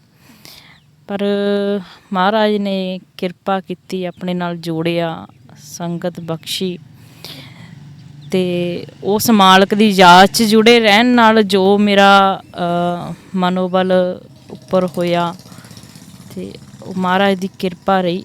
ਸੋ ਮੇਨ ਇਹੀ ਆ ਕਿ ਆਪਾਂ ਖੋਜੀਏ, ਮਹਾਰਾਜ ਆਪਾਂ ਨੂੰ ਬਾਣੀ ਦੇ ਵਿੱਚ ਆਪਾਂ ਨੂੰ ਸਾਡੇ ਸਾਰੇ ਕਸ਼ਟਾਂ ਦਾ ਦੱਸ ਰਹੇ ਨੇ ਉਪਾਅ, ਹੈ ਨਾ, ਕਿ ਸਿਮਰੋ ਸਿਮਰ ਸਿਮਰ ਸੁਖ ਪਾਵੋ। ਜੇ ਅਸੀਂ ਬਾਣੀ ਪੜ੍ਹਾਂਗੇ ਤਾਂ ਸਾਡੇ ਚਾਹੇ ਦੁਨਿਆਵੀ ਕਸ਼ਟ ਨੇ ਚਾਹੇ ਕੋਈ ਵੀ ਕਸ਼ਟ ਨੇ ਉਹ ਖਤਮ ਹੁੰਦੇ ਨੇ ਬਾਣੀ ਨਾਲ ਜੁੜਨ ਨਾਲ, ਕਿਉਂਕਿ ਉਹ ਫਿਰ ਆਪ ਰਾਖਾ ਹੋ ਜਾਂਦਾ ਆਪਣਾ। ਸੋ ਇਹੀ ਆ ਕਿ ਆਪਣੇ ਪਿਤਾ ਦੇ ਜੋ ਸਾਡੇ ਮੁੱਖ ਆਪਾਂ ਕਹਿ ਰਹੇ ਆ ਕਿ ਪਿਤਾ ਜੋ ਆਪਾਂ ਨੂੰ ਸਮਝਾ ਰਿਹਾ ਵਾ, ਜੇ ਆਪਾਂ ਉਹਨੂੰ ਮੰਨਣ ਦੇ ਨਾਲ ਨਾਲ ਵਿਚਾਰੀਏ ਤੇ ਉਹ ਸਾਡੇ ਲਈ ਬਹੁਤ ਵੱਡਾ, ਕਿ ਸਾਡਾ ਮਨੋਬਲ ਫਿਰ ਕਾਫੀ ਉੱਪਰ ਹੁੰਦਾ। ਸੋ ਇਹੀ ਹੈ ਕਿ ਆਪਣਾ ਬਾਣੀ ਨਾਲ ਜੁੜੋ, ਅਭਿਆਸ ਕਰੋ, ਸੰਗਤ ਕਰੋ, ਜਿਹਦੇ ਨਾਲ ਸਾਨੂੰ ਸੋਝੀ ਆਉਣੀ ਆ। ਸੋ ਇਹੀ ਆ ਕਿ ਸਭ ਤੋਂ ਪਹਿਲਾਂ ਇਹੀ ਹੈ ਕਿ ਆਪਾਂ ਆਪਣੇ ਆਪ ਨੂੰ ਉਹਦੇ ਅੱਗੇ ਹਵਾਲੇ ਕਰ ਦਈਏ। ਜਦੋਂ ਆਪਾਂ ਕਿਸੇ ਨੂੰ ਦੇ ਦਿੰਦੇ ਹਾਂ ਤਾਂ ਫਿਰ ਉਸ ਦੀ ਜ਼ਿੰਮੇਵਾਰੀ ਬਣ ਜਾਂਦੀ ਹੈ ਉਹਨੂੰ ਸਵਾਰਨਾ। ਅਤੇ ਜੇ ਅਸੀਂ ਕਹਾਂਗੇ ਕਿ ਅਸੀਂ ਕਰਨ ਵਾਲੇ ਹਾਂ, ਫਿਰ ਆਪਾਂ ਨਾ ਇੱਧਰ ਦੇ ਰਹਿੰਦੇ ਹਾਂ ਨਾ ਉੱਧਰ ਦੇ। ਸੋ ਇਹੀ ਆ ਕਿ ਆਪਾਂ ਆਪਣੇ ਆਪ ਨੂੰ ਗੁਰੂ ਦੇ ਹਵਾਲੇ ਕਰੀਏ ਅਤੇ ਫਿਰ ਉਹਨੇ ਆਪਣੇ ਆਪ ਸਵਾਰ ਦੇਣਾ। ਅਤੇ ਇਹੀ ਆ ਕਿ ਬਸ ਬਾਣੀ ਪੜ੍ਹੋ, ਜਿੰਨਾ ਹੋ ਸਕਦਾ ਵਧੀਆ ਸੰਗਤ ਕਰੋ, ਖੁਦ ਨੂੰ ਪੁੱਛੋ ਕਿ ਅਸੀਂ ਕੌਣ ਆ, ਕਿ ਸਾਰਾ ਸੰਸਾਰ ਆ ਰਾਤ ਨੂੰ, ਕਿਉਂਕਿ ਇਹ ਜਿਹੜੇ ਘਰ ਨੇ ਆਪਣੇ ਕਾਲ ਦੇ ਨੇ, ਆਪਾਂ ਇੱਥੇ ਛੱਡ ਜਾਂਦੇ ਹਾਂ। ਅਸੀਂ ਰਾਤ ਨੂੰ ਜਦੋਂ ਸਰੀਰ ਛੱਡਦੇ ਹਾਂ ਉਹ ਇੱਥੇ ਰਹਿ ਜਾਂਦੇ ਨੇ, ਅਤੇ ਵਿਚਾਰੋ ਕਿ ਅਸੀਂ ਜਾਂਦੇ ਕਿੱਥੇ ਹਾਂ। ਸੋ ਹੀ ਅਸੀਂ ਆਪਣੇ ਪਿਓ ਦੇ ਨਾਲ ਉਹ ਪਿਆਰ ਪਾਉਣਾ, ਉਹ ਅੰਦਰ ਤੜਫ ਜਗਾਉਣੀ ਆ। ਜਦੋਂ ਤੜਫ, ਕਿਉਂਕਿ ਅੱਜ ਅਸੀਂ ਕੋਈ ਕਿਸੇ ਲਈ ਮਰ ਰਿਹਾ, ਕੋਈ ਕਿਸੇ ਲਈ ਮਰ ਰਿਹਾ, ਪਰ ਜੋ ਪਿਆਰ ਹੋਣਾ ਚਾਹੀਦਾ ਸੀ ਸਾਡਾ ਆਪਣੇ ਗੁਰੂ ਦੇ ਨਾਲ, ਉਹ ਪਿਆਰ ਨਹੀਂ ਹੈਗਾ। ਕਿਸੇ ਨੂੰ ਇਹ ਨਹੀਂ ਸੁਣਿਆ ਕਿ ਅੱਜ ਤੱਕ ਕਿ ਮੈਂ ਉਸ ਪਰਮਾਤਮਾ ਦੇ ਲਈ ਮਰਨਾ ਚਾਹੁੰਦਾ ਜਿਹਨੇ ਮੈਨੂੰ ਭੇਜਿਆ, ਹੈ ਨਾ। ਅਤੇ ਸਿਰਫ ਅਸੀਂ ਇਨਸਾਨਾਂ ਦੇ ਲਈ ਆਪਣੇ ਆਪ ਨੂੰ ਖ਼ਤਮ ਕਰ ਰਹੇ ਹਾਂ। ਅਤੇ ਜੇ ਸਾਡੀ ਉਹ ਸੋਚ ਹੋਊਗੀ ਕਿ ਮੈਂ ਉਹਨੂੰ ਦੇਖਣਾ ਚਾਹੁੰਦਾ, ਉਹਨੂੰ ਸੁਣਨਾ ਚਾਹੁੰਦਾ ਜਿਹਨੇ ਮੈਨੂੰ ਸੰਸਾਰ 'ਤੇ ਭੇਜਿਆ, ਕਿਉਂਕਿ ਜੇ ਅਸੀਂ ਆਵਾਜ਼ ਮਾਰਾਂਗੇ ਤਾਂ ਹੀ ਅੱਗੋਂ ਜਵਾਬ ਆਊਗਾ ਅਤੇ ਉਹ ਬੋਲੂਗਾ ਵੀ। ਸੋ ਹੀ ਆ ਕਿ ਗੱਲ ਕਰਨੀ, ਆਪਣਾ ਦੋਸਤ ਬਣਾਉਣਾ, ਆਪਣੇ ਅੰਦਰ ਨੂੰ ਬਣਾਓ ਜੋ ਸਾਡੇ ਅੰਦਰ ਬੈਠਾ ਬੋਲ ਰਿਹਾ। ਸੋ ਇਹੀ ਆ ਕਿ ਆਪਣੇ ਮਨੋਬਲ ਨੂੰ ਡਿੱਗਣ ਨਾ ਦਿਓ, ਨਸ਼ਿਆਂ ਤੋਂ ਦੂਰ ਰਹੋ। ਅਤੇ ਜੇ ਕੌਰ ਆ ਤਾਂ ਕੌਰ ਬਣੇ, ਸਿੰਘ ਆ ਤਾਂ ਸਿੰਘ ਬਣੇ। ਇੱਥੇ 2 ਲਾਈਨਾਂ ਸੀ ਲਿਖੀਆਂ ਸੀ ਕਿ ਪੁੱਤਰਾਂ ਦੀ ਕੁਰਬਾਨੀ ਦੇ ਕੇ ਪੁੱਤ ਆਪਣੇ ਬਣਾਇਆ ਸੀ, ਜੀਵਤ ਕਈ ਹਜ਼ਾਰ ਆਖ ਕੇ ਝੋਲੀ ਮਾਤਾ ਦੇ ਪਾਇਆ ਸੀ। ਮਾਂ ਜੋ ਹੈ ਤਰਲੇ ਕਰਦੀ ਕਿ ਪੁੱਤ ਇਹ ਵੀ ਮੈਂ ਗਵਾ ਲਿਆ, ਸਿੰਘ ਨਾਮ ਪਿੱਛੋਂ ਕਟਾ ਲਓ ਜੋ ਕੇਸ ਵੀ ਕਟਾ ਗਿਆ, ਹੈ ਨਾ। ਅਤੇ ਜਿਹਨੇ ਕੇਸ ਕਟਾ ਲਏ ਉਹਨੇ ਪਿੱਠ ਦਿਖਾ ਲਈ, ਹੈ ਨਾ। ਸੋ ਇਹੀ ਹੈ ਕਿ ਆਪਾਂ ਆਪਣੇ ਘਰ ਨੂੰ ਮੁੜੀਏ, ਆਪਣੀ ਬਾਂਹ ਆਪਣੇ ਪਿਓ ਨੂੰ ਫੜਾਵਾਂਗੇ ਤਾਂ ਉਹਨੇ ਆਪਣੇ ਆਪ ਸਾਨੂੰ ਸਾਰੀਆਂ ਦਿੱਕਤਾਂ ਤੋਂ ਕੱਢ ਕੇ ਲੈ ਜਾਣਾ। ਸੋ ਇੰਨਾ ਹੀ ਕਹਿਣਾ ਚਾਹੂੰਗੀ। ਅੱਛਾ, ਇੱਕ ਹੋਰ ਸਵਾਲ ਮੈਨੂੰ ਮੇਰੇ ਦਿਲ ਕਰ ਰਿਹਾ ਪੁੱਛਣ ਨੂੰ ਕਿ ਤੁਸੀਂ ਬੁਲੇਟ ਵੀ ਚਲਾ ਲੈਂਦੇ ਹੋ, ਤੁਹਾਡੇ ਸ਼ੌਂਕ ਵੀ ਮੁੰਡਿਆਂ ਵਾਲੇ ਨੇ, ਹੈ ਨਾ, ਤਾਂ ਇਹਦੇ ਬਾਰੇ ਤੁਸੀਂ ਕੀ ਕਹੋਗੇ? ਇਹਦੇ ਬਾਰੇ ਇਹੀ ਆ ਕਿ ਜਿਸ ਦਿਨ ਬੁਲਟ ਲੈ ਕੇ ਆਏ ਸੀ, ਚਲਾ ਰਹੇ ਸੀ, ਉਸ ਦਿਨ ਦੇਖਾ ਦੇਖੀ ਬਸ ਐਂ ਹੋ ਗਿਆ ਕਿ ਹਾਂ ਹੁਣ ਇਹ ਵੀ ਸਿੱਖਣਾ ਵਾ। ਅਤੇ ਬਸ ਇੱਕ ਅੱਧੀ ਵਾਰੀ ਜਾਣੀ ਦੱਸਿਆ, ਮੁੜ ਕੇ ਬਸ ਪਤਾ ਲੱਗ ਗਿਆ ਕਿ ਇੱਦਾਂ ਕਰਨਾ ਵਾ। ਅਤੇ ਅੱਜ ਚਲਾ ਲਈਦਾ ਜਿੱਥੇ ਵੀ ਜਾਣਾ, ਅਤੇ ਵਧੀਆ ਲੱਗਦਾ ਚਲਾਉਣਾ। ਹਾਂਜੀ, ਤੁਸੀਂ ਕੀ ਕਹੋਗੇ? ਮੈਂ ਕੀ ਕਹਿਣਾ ਜੀ, ਜਿੰਨੇ ਸਾਧਨ ਚਲਾਉਣਾ ਸਿੱਖੂਗੀ ਮੈਨੂੰ ਵੀ ਸਿਖਾ ਲਾ। ਕਹਿੰਦੇ ਸਾਡੇ ਸ਼ੌਂਕ ਹੀ ਸਾਡੀ ਮਜਬੂਰੀ ਬਣਦੇ ਨੇ। ਅੱਜ ਜੋ ਮੈਂ ਕੰਮ ਕੀਤਾ, ਜੋ ਕਾਰੋਬਾਰ ਕਰ ਰਹੇ ਹਾਂ, ਇਹ ਸਾਡੀ ਸ਼ੌਂਕਾਂ ਦੇ ਨਾਲ ਹੀ ਸਾਡੀ ਮਜਬੂਰੀ ਬਣੀ। ਕਿਉਂ ਸਾਡੇ ਮਾਂ ਪਿਓ ਸਾਨੂੰ ਕਹਿੰਦੇ ਸੀਗੇ ਸ਼ੌਂਕ ਨਾਲ ਅਸੀਂ ਕਰਦੇ ਸੀ, ਅਸੀਂ ਆਹ ਕਰ ਲਈਏ, ਅਸੀਂ ਗੱਡੀ ਲੈ ਕੇ ਜਾਣਾ, ਅਸੀਂ ਆਹ ਕਰਨਾ। ਮੇਰੇ ਸ਼ੌਂਕ ਹੀ ਉਸ ਤੋਂ ਬਾਅਦ ਮੇਰੀ ਮਜਬੂਰੀ ਬਣ ਗਏ ਨੇ। ਸੋ ਅੱਜ ਮਨਦੀਪ ਨੇ ਆਪਣੇ ਗਲ ਇਹ ਜੋ ਸਰੂਪਾ ਪਾਇਆ ਸੁੱਖ ਵਾਲਾ, ਅਤੇ ਅੱਜ ਇਹਦੀ ਮਜਬੂਰੀ ਬਣ ਗਿਆ ਵੀ ਜੇ ਮੈਂ ਨਾਮ ਹੋਵਾਂ ਤਾਂ ਇਹ ਕਰ ਸਕਦੀ ਆ, ਇਹਨੂੰ ਕਰਨਾ ਪੈਣਾ ਵਾ। ਕਿਉਂ ਜਦੋਂ ਮੈਂ ਹਨੇਰੇ ਸਵੇਰੇ ਆਉਣਾ ਵਾ ਤਾਂ ਮੈਂ ਨਹੀਂ ਆਉਂਦਾ ਤਾਂ ਮਨਦੀਪ ਸਾਰੀਆਂ ਗੱਡੀਆਂ ਕਨਵੇਸ ਆਪਣੀ ਸਾਈਡ ਤੇ ਲਾ ਦਿੰਦੀ ਆ। ਮੈਨੂੰ ਇਹ ਸੁੱਖ ਹੋ ਗਿਆ ਬਹੁਤ ਜ਼ਿਆਦਾ ਵੀ ਮੇਰੀ ਭੈਣ ਮੇਰੇ ਨਾਲ ਹੱਥ ਵੜਾ ਦਿੰਦੀ ਆ, ਮੈਨੂੰ ਉਸ ਚੀਜ਼ ਦੀ ਵੀ ਟੈਨਸ਼ਨ ਘਟ ਗਈ ਆ। ਤੇ ਬਾਕੀ ਤੇ ਸ਼ੌਂਕ ਦਾ ਕੋਈ ਮੁੱਲ ਨਹੀਂ ਹੈਗਾ ਜੀ, ਤੇ ਇਹ ਅੰਦਰੋਂ ਹੀ ਪ੍ਰਗਟ ਹੋਣਾ ਤੇ ਜ਼ਰੂਰੀ ਨੇ ਸ਼ੌਂਕ ਵੀ ਪੂਰੇ ਕਰਨੇ। ਹਾਂਜੀ, ਜਿਵੇਂ ਅੱਜ ਦਾ ਦੌਰ ਚੱਲ ਰਿਹਾ ਕਿ ਲੜਕੀਆਂ ਵਿਆਹ ਤੋਂ ਬਾਅਦ ਥੋੜ੍ਹਾ ਸਮਾਂ ਹੀ ਰਹਿੰਦੀਆਂ ਨੇ ਤੇ ਪੇਕੇ ਘਰ ਵਾਪਸ ਆ ਜਾਂਦੀਆਂ ਤੇ ਉਹਨਾਂ ਦੀ ਸ਼ਿਕਾਇਤ ਹੁੰਦੀ ਹੈ ਕਿ ਲੜਕੇ ਦੇ ਵਿੱਚ ਆਹ ਚੀਜ਼ ਚੰਗੀ ਨਹੀਂ ਸੀਗੀ, ਇਸ ਕਰਕੇ ਮੈਂ ਛੱਡ ਕੇ ਆ ਗਈ। ਪਰ ਤੁਸੀਂ ਤਾਂ 7 ਸਾਲ ਜੋ ਹੈ ਇੰਤਜ਼ਾਰ ਕੀਤਾ ਉਹਨਾਂ ਦਾ, ਤੇ ਕੀ ਸੋਚ ਕੇ ਇੰਤਜ਼ਾਰ ਕੀਤਾ, ਇਸ ਤੇ ਤੁਸੀਂ ਕੀ ਕਹੋਗੇ? 7 ਸਾਲ ਮੇਰੇ ਲਈ ਉਹ ਉਡੀਕ ਸੀ ਕਿ ਸ਼ਾਇਦ ਕਿ ਕਿਸੇ ਨਾ ਕਿਸੇ ਪਾਸੇ ਮਹਾਰਾਜ ਮਿਹਰ ਕਰ ਦੇਣ ਕਿ ਉਹ ਐਕਸੈਪਟ ਕਰ ਲੈਣ ਮੇਰੇ ਇਸ ਰੂਪ ਨੂੰ। ਪਰ ਸ਼ਾਇਦ ਉਹ ਮੇਰੀ ਕਮੀ ਦੀ ਕਮੀ ਰਹਿ ਗਈ, ਕਿਉਂਕਿ ਅੰਮ੍ਰਿਤ ਵੇਲੇ ਉੱਠ ਕੇ ਪਹਿਲਾਂ ਵੀ ਮੇਰਾ ਵਿਆਹ ਜਦੋਂ ਹੋਇਆ ਉਸ ਵੇਲੇ ਮੈਂ ਅੰਮ੍ਰਿਤ ਵੇਲੇ ਉੱਠ ਕੇ ਆਪਣਾ ਬਾਣੀ ਪੜ੍ਹਦੀ ਸੀ, ਕਿਉਂਕਿ ਉਸ ਵੇਲੇ ਸਿਮਰਨ ਅਭਿਆਸ ਦੀ ਇੰਨੀ ਸੋਝੀ ਨਹੀਂ ਸੀ, ਬਾਣੀ ਪੜ੍ਹਦੀ ਸੀ ਆਪਣਾ। ਫਿਰ ਉਸ ਤੋਂ ਬਾਅਦ ਆਪਣੇ ਮੰਮੀ ਨਾਲ ਮੇਰੇ ਹੈ ਨਾ ਸੱਸ ਸੀਗੇ, ਉਹਨਾਂ ਨਾਲ ਘਰ ਦਾ ਹੱਥ ਵਟਾਉਣਾ। ਅਤੇ ਕਿਤੇ ਨਾ ਕਿਤੇ ਮੈਨੂੰ ਇਸ ਤਰ੍ਹਾਂ ਸੀ ਕਿ ਨਹੀਂ, ਉਹਨਾਂ ਦਿਨਾਂ ਨੂੰ ਯਾਦ ਕਰਕੇ ਸ਼ਾਇਦ ਕਿਤੇ ਨਾ ਕਿਤੇ ਵੀ ਉਹ ਆਪਣੇ ਆਪ ਲੈਣ ਆ ਜਾਣ, ਪਰ ਉਹ ਦਿਨ ਮੈਨੂੰ ਨਹੀਂ ਮਿਲਿਆ। ਅਤੇ ਮੈਂ ਜੋ ਇਸ ਤਰ੍ਹਾਂ ਭੈਣਾਂ ਨਾਲ ਹੋ ਰਿਹਾ ਉਹਨਾਂ ਲਈ ਮੈਂ ਕਹਿਣਾ ਚਾਹੂੰਗੀ ਕਿ ਅਗਰ ਤੁਹਾਡੇ ਵਿੱਚ ਕਮੀ ਹੈ ਤਾਂ ਆਪਣੇ ਆਪ ਨੂੰ ਕੋਸ਼ਿਸ਼ ਕਰੋ, ਕਿਉਂਕਿ ਇਹ ਜੋ ਸੰਜੋਗ ਨੇ ਮਾਲਕ ਨੇ ਸਾਡੇ ਧੁਰ ਤੋਂ ਬਣਾਏ ਨੇ। ਸਾਡਾ ਅਗਰ ਸੰਜੋਗੀ ਸਾਨੂੰ ਜਿੱਦਾਂ ਦਾ ਮਿਲਿਆ, ਇੱਕ ਅੰਦਰ ਕਾਬਲੀਅਤ ਰੱਖੋ ਕਿ ਅਸੀਂ ਉਹਨੂੰ ਚੇਂਜ ਕਰ ਸਕਦੇ ਹਾਂ ਮਾਲਕ, ਕਿਉਂਕਿ ਉਹ ਬੜਾ ਬੇਅੰਤ ਆ, ਉਹ ਕੁਝ ਵੀ ਕਰ ਸਕਦਾ। ਅਤੇ ਜੇ ਆਪਾਂ ਦ੍ਰਿੜਤਾ ਦੇ ਨਾਲ ਆਪਾਂ ਬੀਬੀ ਰਜਨੀ ਦੀ ਉਦਾਹਰਨ ਲੈ ਲਈਏ, ਅਤੇ ਜੇ ਅਸੀਂ ਮਾਲਕ ਅੱਗੇ ਅਰਦਾਸ ਬੇਨਤੀ ਕਰੀਏ, ਅਤੇ ਚਾਹੇ ਕਿੱਡਾ ਵੀ ਆਪਾਂ ਕਹਿ ਦਈਏ ਕਿ ਸਾਡਾ ਹਸਬੈਂਡ ਜਾਂ ਸੰਜੋਗੀ ਸਾਡਾ ਨਹੀਂ ਸਹੀ, ਚਾਹੇ ਉਹ ਲੜਕੀ ਵਾਲੇ ਪਾਸੇ ਕਹਿ ਲਈਏ ਲੜਕੇ ਵਾਲੇ ਪਾਸੇ, ਅਤੇ ਮਹਾਰਾਜ ਨੇ ਕਦੋਂ ਕਿਰਪਾ ਕਰ ਦੇਣੀ ਹੈ ਕੁਝ ਨਹੀਂ ਪਤਾ। ਸੋ ਇਹੀ ਆ, ਮੇਨ ਇਹੀ ਆ ਕਿ ਅਗਰ ਆਪਾਂ ਸਿਮਰਨ ਕਰਾਂਗੇ, ਅਭਿਆਸ ਕਰਾਂਗੇ, ਬਾਣੀ ਨਾਲ ਜੁੜੇ ਹੋਵਾਂਗੇ, ਘਰ ਦਾ ਮਾਹੌਲ ਚੇਂਜ ਹੋ ਜਾਂਦਾ। ਅਤੇ ਇਹੀ ਆ ਕਿ ਘਰ ਦੇ ਵਿੱਚ ਪਿਆਰ ਨਾਲ ਰਹੋ। ਅਗਰ ਕੋਈ ਵਜ੍ਹਾ ਹੈ ਕਲੇਸ਼ ਦੀ, ਬੈਠ ਕੇ ਗੱਲ ਕਰੋ। ਅਤੇ ਮੇਨ ਇਹੀ ਆ ਮੇਰੇ ਲਈ ਕਿ ਆਪਾਂ ਘਰ ਦੇ ਵਿੱਚ ਸਭ ਤੋਂ ਇਹੀ ਹੈ ਕਿ ਅਗਰ ਹਸਬੈਂਡ ਬਾਹਰ ਜਾ ਰਹੇ ਆ, ਕੰਮ 'ਤੇ ਜਾ ਰਹੇ ਆ, ਘਰ ਦਾ ਜੋ ਮਾਹੌਲ ਆ ਉਹ ਸਹੀ ਹੋਣਾ ਚਾਹੀਦਾ।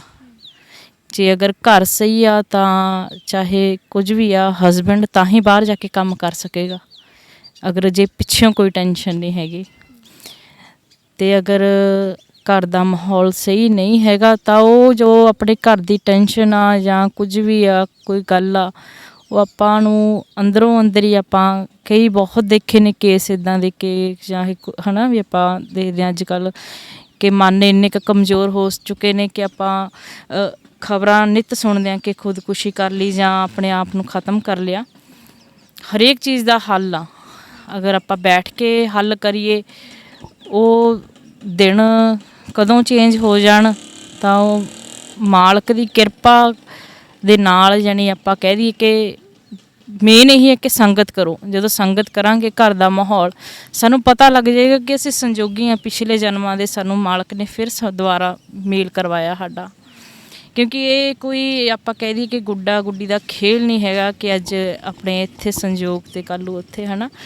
ਅਤੇ ਇਹੀ ਹੈ ਕਿ ਆਪਾਂ ਆਪਣੇ ਜੋ ਸਾਨੂੰ ਮਾਲਕ ਨੇ ਜਿਹਦੇ ਲੜ ਲਾਇਆ ਉਹਨੂੰ ਸਵੀਕਾਰ ਕਰੀਏ, ਚਾਹੇ ਉਹਦੇ ਵਿੱਚ ਕਮੀ ਆ, ਉਹਦੀ ਕਮੀ ਨੂੰ ਦੂਰ ਕਰਨ ਦੀ ਕੋਸ਼ਿਸ਼ ਕਰੀਏ, ਕਿਉਂਕਿ ਇੱਕ ਜੀਵਨ ਸਾਥੀ ਆ ਜੋ ਸਮਝਾ ਸਕਦਾ। ਅਤੇ ਮੈਂ ਇਹੀ ਕਹਿਣਾ ਚਾਹੂੰਗੀ। ਤਨਵੀਰ ਜੀ, ਤੁਸੀਂ ਇਸ ਦੇ ਬਾਰੇ ਕੀ ਕਹੋਗੇ? ਮੈਂ ਇਸ ਦੇ ਬਾਰੇ ਆਪਣੇ ਭੈਣਾਂ ਅਤੇ ਭਰਾਵਾਂ ਨੂੰ ਕਹਿਣਾ ਚਾਹੁੰਦਾ ਵੀ ਆਪਣੇ ਵਿੱਚ ਸਬਰ ਅਤੇ ਸਹਿਜ ਸੰਤੋਖ ਰੱਖੋ। ਜ਼ਰੂਰੀ ਨਹੀਂ ਹੈ ਵੀ ਉਹ ਜੋ ਤੁਸੀਂ ਆਪਣੇ ਘਰ ਦੇ ਵਿੱਚ ਆਨੰਦ ਮਾਣਿਆ ਤੁਹਾਨੂੰ ਸਹੁਰੇ ਪਰਿਵਾਰ ਦੇ ਵਿੱਚ ਜਾ ਕੇ ਮਿਲਣ। ਕਈ ਕੁੜੀਆਂ ਦਾ ਇਹ ਮਨ ਦੇ ਵਿੱਚ ਵਿਚਾਰ ਹੁੰਦਾ ਵੀ ਜੋ ਐਸ਼ ਪ੍ਰਸਤੀ, ਜੋ ਐਸ਼ ਅਸੀਂ ਆਪਣੇ ਪੇਕੇ ਪਰਿਵਾਰ ਦੇ ਵਿੱਚ ਕੀਤੀ ਹੈ ਵੀ ਸਾਨੂੰ ਸਹੁਰਿਆਂ ਦੇ ਵਿੱਚ ਵੀ ਉਹ ਮਿਲੂਗੀ। ਪਰ ਨਹੀਂ,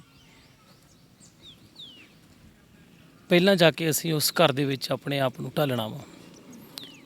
ਅਸੀਂ ਆਪਣੇ ਮਨ ਨੂੰ, ਅਸੀਂ ਆਪਣੇ ਸੁਭਾਅ ਨੂੰ ਚੇਂਜ ਕਰ ਸਕਦੇ ਹਾਂ। ਅਸੀਂ ਉਹ 5-7 ਪਰਿਵਾਰ ਮੈਂਬਰਾਂ ਦੇ ਨੂੰ ਨਹੀਂ ਬਦਲ ਸਕਦੇ ਆਪਣੇ ਪਿੱਛੇ, ਕਿਉਂਕਿ ਸਾਨੂੰ ਉਹਨਾਂ ਦੇ ਰੰਗ ਦੇ ਵਿੱਚ ਹੀ ਰੰਗਣਾ ਪੈਣਾ ਵਾ। ਉਹ ਜਿੱਦਾਂ ਦਾ ਮਾਹੌਲ ਆ ਉਹਨਾਂ ਦੇ ਪਰਿਵਾਰ ਦਾ, ਸਾਨੂੰ ਉਸੇ ਮਾਹੌਲ ਦੇ ਵਿੱਚ ਹੀ ਰਹਿਣਾ ਚਾਹੀਦਾ। ਅਤੇ ਇੱਕ ਜੋ ਭੈਣਾਂ ਦਾ ਮੈਰਿਜ ਤੋਂ ਬਾਅਦ ਆਪਣੇ ਸਹੁਰੇ ਪਰਿਵਾਰ ਦੀ ਗੱਲ ਪੇਕੇ ਦੱਸਣੀ, ਉਹ ਸਭ ਤੋਂ ਵੱਡਾ ਨੈਗੇਟਿਵ ਪੁਆਇੰਟ ਹੈ। ਛੋਟੀਆਂ ਛੋਟੀਆਂ ਗੱਲਾਂ ਜਦੋਂ ਉਹਨਾਂ ਨੇ ਆਪਣੇ ਪੇਕੇ ਪਰਿਵਾਰ ਨੂੰ ਦੱਸਣੀਆਂ ਨੇ, ਉਹ ਮਾਹੌਲ ਦੀ ਗੱਲ ਹੋਰ, ਅਤੇ ਉੱਥੇ ਬਦਲਦਾ ਮਾਹੌਲ ਜਾ ਕੇ ਜਦੋਂ ਫੋਨ 'ਤੇ ਗੱਲ ਕਰਦੀਆਂ ਨੇ, ਅਤੇ ਉਹਨਾਂ ਨੂੰ ਕਿਤੇ ਐਂ ਲੱਗਦਾ ਵਾ ਕਿਤੇ ਸਾਡੀ ਕੁੜੀ ਔਖੀ ਆ, ਜਾਂ ਇਹਦੇ ਨਾਲ ਜਾਣਬੁੱਝ ਕੇ ਮਿਸਬਿਹੇਵ ਕਰਦੇ ਆ। ਉਹ ਤਾਣੇ ਬਾਣੇ ਨੂੰ ਸੁਲਝਾਉਣ ਦੀ ਬਜਾਏ ਉਲਝਾਉਣ ਦੀ ਕੋਸ਼ਿਸ਼ ਕਰਦੇ ਆ। ਅਤੇ ਉਹ ਜਿਹੜਾ ਸਮਾਂ ਵਿਚਾਰਨਾ ਵਾ ਆਪਾਂ ਆਪਣੇ ਪਰਿਵਾਰ ਦੇ ਵਿੱਚ ਬਹਿ ਕੇ, ਉਹ ਅਸੀਂ ਨਹੀਂ ਵਿਚਾਰਦੇ। ਸੋ ਮੈਂ ਭੈਣਾਂ ਨੂੰ ਇਹੀ ਗੁਜ਼ਾਰਿਸ਼ ਕਰਦਾ ਵੀ ਆਪਣੇ ਪੇਕੇ ਘਰ ਦੀ ਗੱਲ ਪੇਕੇ ਰੱਖੋ, ਸਹੁਰੇ ਪਰਿਵਾਰ ਦੀ ਸਹੁਰੇ, ਕਿਉਂ ਜੀਵਨ ਆਪਣਾ ਸਹੁਰਾ ਪਰਿਵਾਰ ਹੈ। ਪੇਕਿਆਂ ਨੇ ਤਾਂ ਸਾਨੂੰ ਵੱਡਾ ਕਰਕੇ, ਸਾਨੂੰ ਪਾਲ ਪਲੋਸ ਕੇ ਉਹਨਾਂ ਦੀ ਇਮਾਨਤ ਉਹਨਾਂ ਦੇ ਹਵਾਲੇ ਕਰਤੀ ਆ। ਤੁਸੀਂ ਕਦੇ ਆਪਣਾ ਪਿੱਛਾ ਨਾ ਤੱਕੋ। ਆਪਣਾ ਜੋ ਵੀ ਤੁਹਾਡੀ ਮੁੱਠੀ ਬੰਦ ਹੈ ਉਹਦੇ ਵਿੱਚ ਹੀ ਆਨੰਦ ਹੈ। ਮੁੱਠੀ ਬੰਦ ਰੱਖੋ ਆਪਣੀ, ਆਪਣਾ ਸਹੁਰਾ ਪਰਿਵਾਰ ਦਾ ਪਰਦਾ ਕੱਜੋ, ਪੇਕੇ ਪਰਿਵਾਰ ਦਾ ਪਰਦਾ ਕੱਜੋ। ਅਤੇ ਬਾਕੀ ਅੱਜ ਮੈਂ ਆਪਣੇ ਵੱਡੀ ਸਿਸਟਰ ਦੀ ਗੱਲ ਕਰਾਂ, ਅਤੇ ਸਾਨੂੰ ਨਹੀਂ ਸੀ ਪਤਾ ਵੀ ਉਹਨਾਂ ਦਾ ਕੋਈ ਲੜਾਈ ਝਗੜਾ ਹੁੰਦਾ ਵਾ ਜਾਂ ਘਰ ਦੇ ਵਿੱਚ ਕਲੇਸ਼ ਪੈਂਦਾ ਵਾ। ਅਤੇ ਸਾਡੇ ਭਾਣਜਾ ਭਾਣਜੀ ਅੱਜ ਵੱਡੇ ਹੋ ਚੁੱਕੇ ਨੇ, ਅਤੇ 10 ਸਾਲਾਂ 12 ਸਾਲਾਂ ਦੇ ਆ। ਅਤੇ ਉਹ ਕਿਤੇ ਜਦੋਂ ਮਾੜਾ ਮੋਟਾ ਕਲੇਸ਼ ਪੈਣਾ ਉਹਨਾਂ ਦੇ ਘਰ ਦੇ ਵਿੱਚ, ਤਾਂ ਉਹਨਾਂ ਬੱਚਿਆਂ ਨੇ ਦੱਸਣਾ ਵੀ ਮੰਮੀ ਨੇ ਪਾਪਾ ਨੂੰ ਕੁੱਟਿਆ ਸੀਗਾ, ਜਾਂ ਪਾਪਾ ਨੇ ਮੰਮੀ ਨੂੰ ਕੁੱਟਿਆ ਸੀਗਾ, ਜਾਂ ਇੱਦਾਂ ਦੀ ਕੋਈ ਲੜਾਈ ਹੋਈ ਸੀਗੀ। ਸੋ ਇਹੀ ਸਿਖਾਓ ਆਪਣੇ ਬੱਚਿਆਂ ਨੂੰ ਵੀ ਛੋਟੀਆਂ ਛੋਟੀਆਂ ਗੱਲਾਂ ਪਿੱਛੇ ਆਪਣੇ ਐਡੇ ਵੱਡੇ ਘਰ ਬਰਬਾਦ ਨਾ ਕਰੋ ਹੱਸਦੇ ਖੇਡਦੇ। ਸੋ ਤੁਸੀਂ ਆਪਣੇ ਪਰਿਵਾਰ ਦੇ ਵਿੱਚ ਰਹਿਣਾ ਸਿੱਖੋ, ਸੰਸਾਰ ਦੇ ਵਿੱਚ ਰਹਿਣਾ ਸਿੱਖੋ। ਅਤੇ ਆ ਜੋ ਕੋਰਟ ਕਚਹਿਰੀਆਂ ਆਪਾਂ ਫੈਸਲੇ ਕਰਦੇ ਹਾਂ ਗੁਰੂ ਸਾਹਿਬ ਦੇ ਅੱਗੇ ਫੇਰੀ ਲੈ ਕੇ, ਅਤੇ ਉਹ ਨਹੀਂ ਹੋਣਾ ਚਾਹੀਦਾ। ਸਮੱਤ ਬਖਸ਼ੋ, ਅਗਰ ਗੁਰੂ ਸਾਹਿਬ ਦੇ ਫੇਰੇ ਲਏ ਆ ਤਾਂ ਬਾਣੀ ਨੂੰ ਪੜ੍ਹੋ। ਉਹ ਸਾਨੂੰ ਜੀਵਨ ਦੀ, ਜਿਉਣ ਦੀ, ਵਿਚਾਰਨ ਦੀ ਸਮੱਤ ਦਿੰਦਾ ਹੈ। ਸੋ ਮੇਰੀ ਭੈਣਾਂ ਅਤੇ ਭਰਾਵਾਂ ਅੱਗੇ ਇਹੀ ਬੇਨਤੀ ਆ ਵੀ ਤੁਸੀਂ ਸਿਦਕ ਅਤੇ ਸਹਿਜ ਦੇ ਵਿੱਚ ਰਹੋ, ਆਨੰਦ ਦੇ ਵਿੱਚ ਰਹੋ, ਪਰਦੇ ਪਾਓ, ਪਰਦੇ ਚੱਕੋ ਨਾ। ਸੋ ਘਰ ਵਸਣਗੇ। ਅੱਗੇ ਵੀ ਪਰਿਵਾਰ ਇਸੇ ਤਰ੍ਹਾਂ ਚੱਲਦੇ ਆ ਰਹੇ ਨੇ। ਸਾਡੇ ਬਜ਼ੁਰਗਾਂ ਦੇ ਜਦੋਂ ਅੱਜ ਤੋਂ 2-3 ਸਾਲ ਪਹਿਲਾਂ ਜਾਂ 100 ਸਾਲ ਪਹਿਲਾਂ ਵਿਆਹ ਹੁੰਦੇ ਸੀ, ਚਿੱਟੇ ਕੱਪੜੇ ਦੇ ਵਿੱਚ ਹੀ ਲਪੇਟ ਕੇ ਦੇ ਦਿੰਦੇ ਸੀ। ਉਹ ਤਾਂ ਘਰੇ ਜਾ ਕੇ ਪਤਾ ਲੱਗਦਾ ਸੀਗਾ ਵੀ ਉਹਦਾ ਰੰਗ ਰੂਪ, ਉਹਦਾ ਚਿਹਰਾ ਕਿੱਦਾਂ ਦਾ। ਉਹ ਅੱਜ ਵੀ ਨਿਭਾ ਰਹੇ ਨੇ, ਬਜ਼ੁਰਗ ਹੋ ਚੁੱਕੇ ਆ। ਸੋ ਮੈਂ ਇਹੀ ਕਹਿੰਦਾ ਵਾਂ ਵੀ ਰੂਪ 'ਤੇ ਨਾ ਜਾਇਆ ਕਰੋ, ਅਤੇ ਇੱਕ ਪਰਿਵਾਰ 'ਚ ਪਿਆਰ ਬਣਾ ਕੇ ਰੱਖੋ। ਮੇਰੀ ਇਹੀ ਮੈਸੇਜ ਆ ਭੈਣਾਂ ਭਰਾਵਾਂ ਨੂੰ। ਸੋ ਦੋਸਤੋ, ਇਹ ਸੀ ਸਾਡੇ ਨਾਲ ਮਨਦੀਪ ਕੌਰ, ਜਿਨ੍ਹਾਂ ਨੇ ਰੱਬ ਦੇ ਪਾਣੀ ਨੂੰ ਹੀ ਮਿੱਠਾ ਮੰਨ ਕੇ ਆਪਣੀ ਦਿੱਖ ਨੂੰ ਹੀ ਆਪਣੀ ਤਾਕਤ ਤੇ ਪਹਿਚਾਣ ਬਣਾ ਲਿਆ। ਕੈਮਰਾਮੈਨ ਅਮਿਤ ਖੰਨਾ ਦੇ ਨਾਲ ਸਿਮਰਨ ਕੌਰ, ਲੁਧਿਆਣਾ।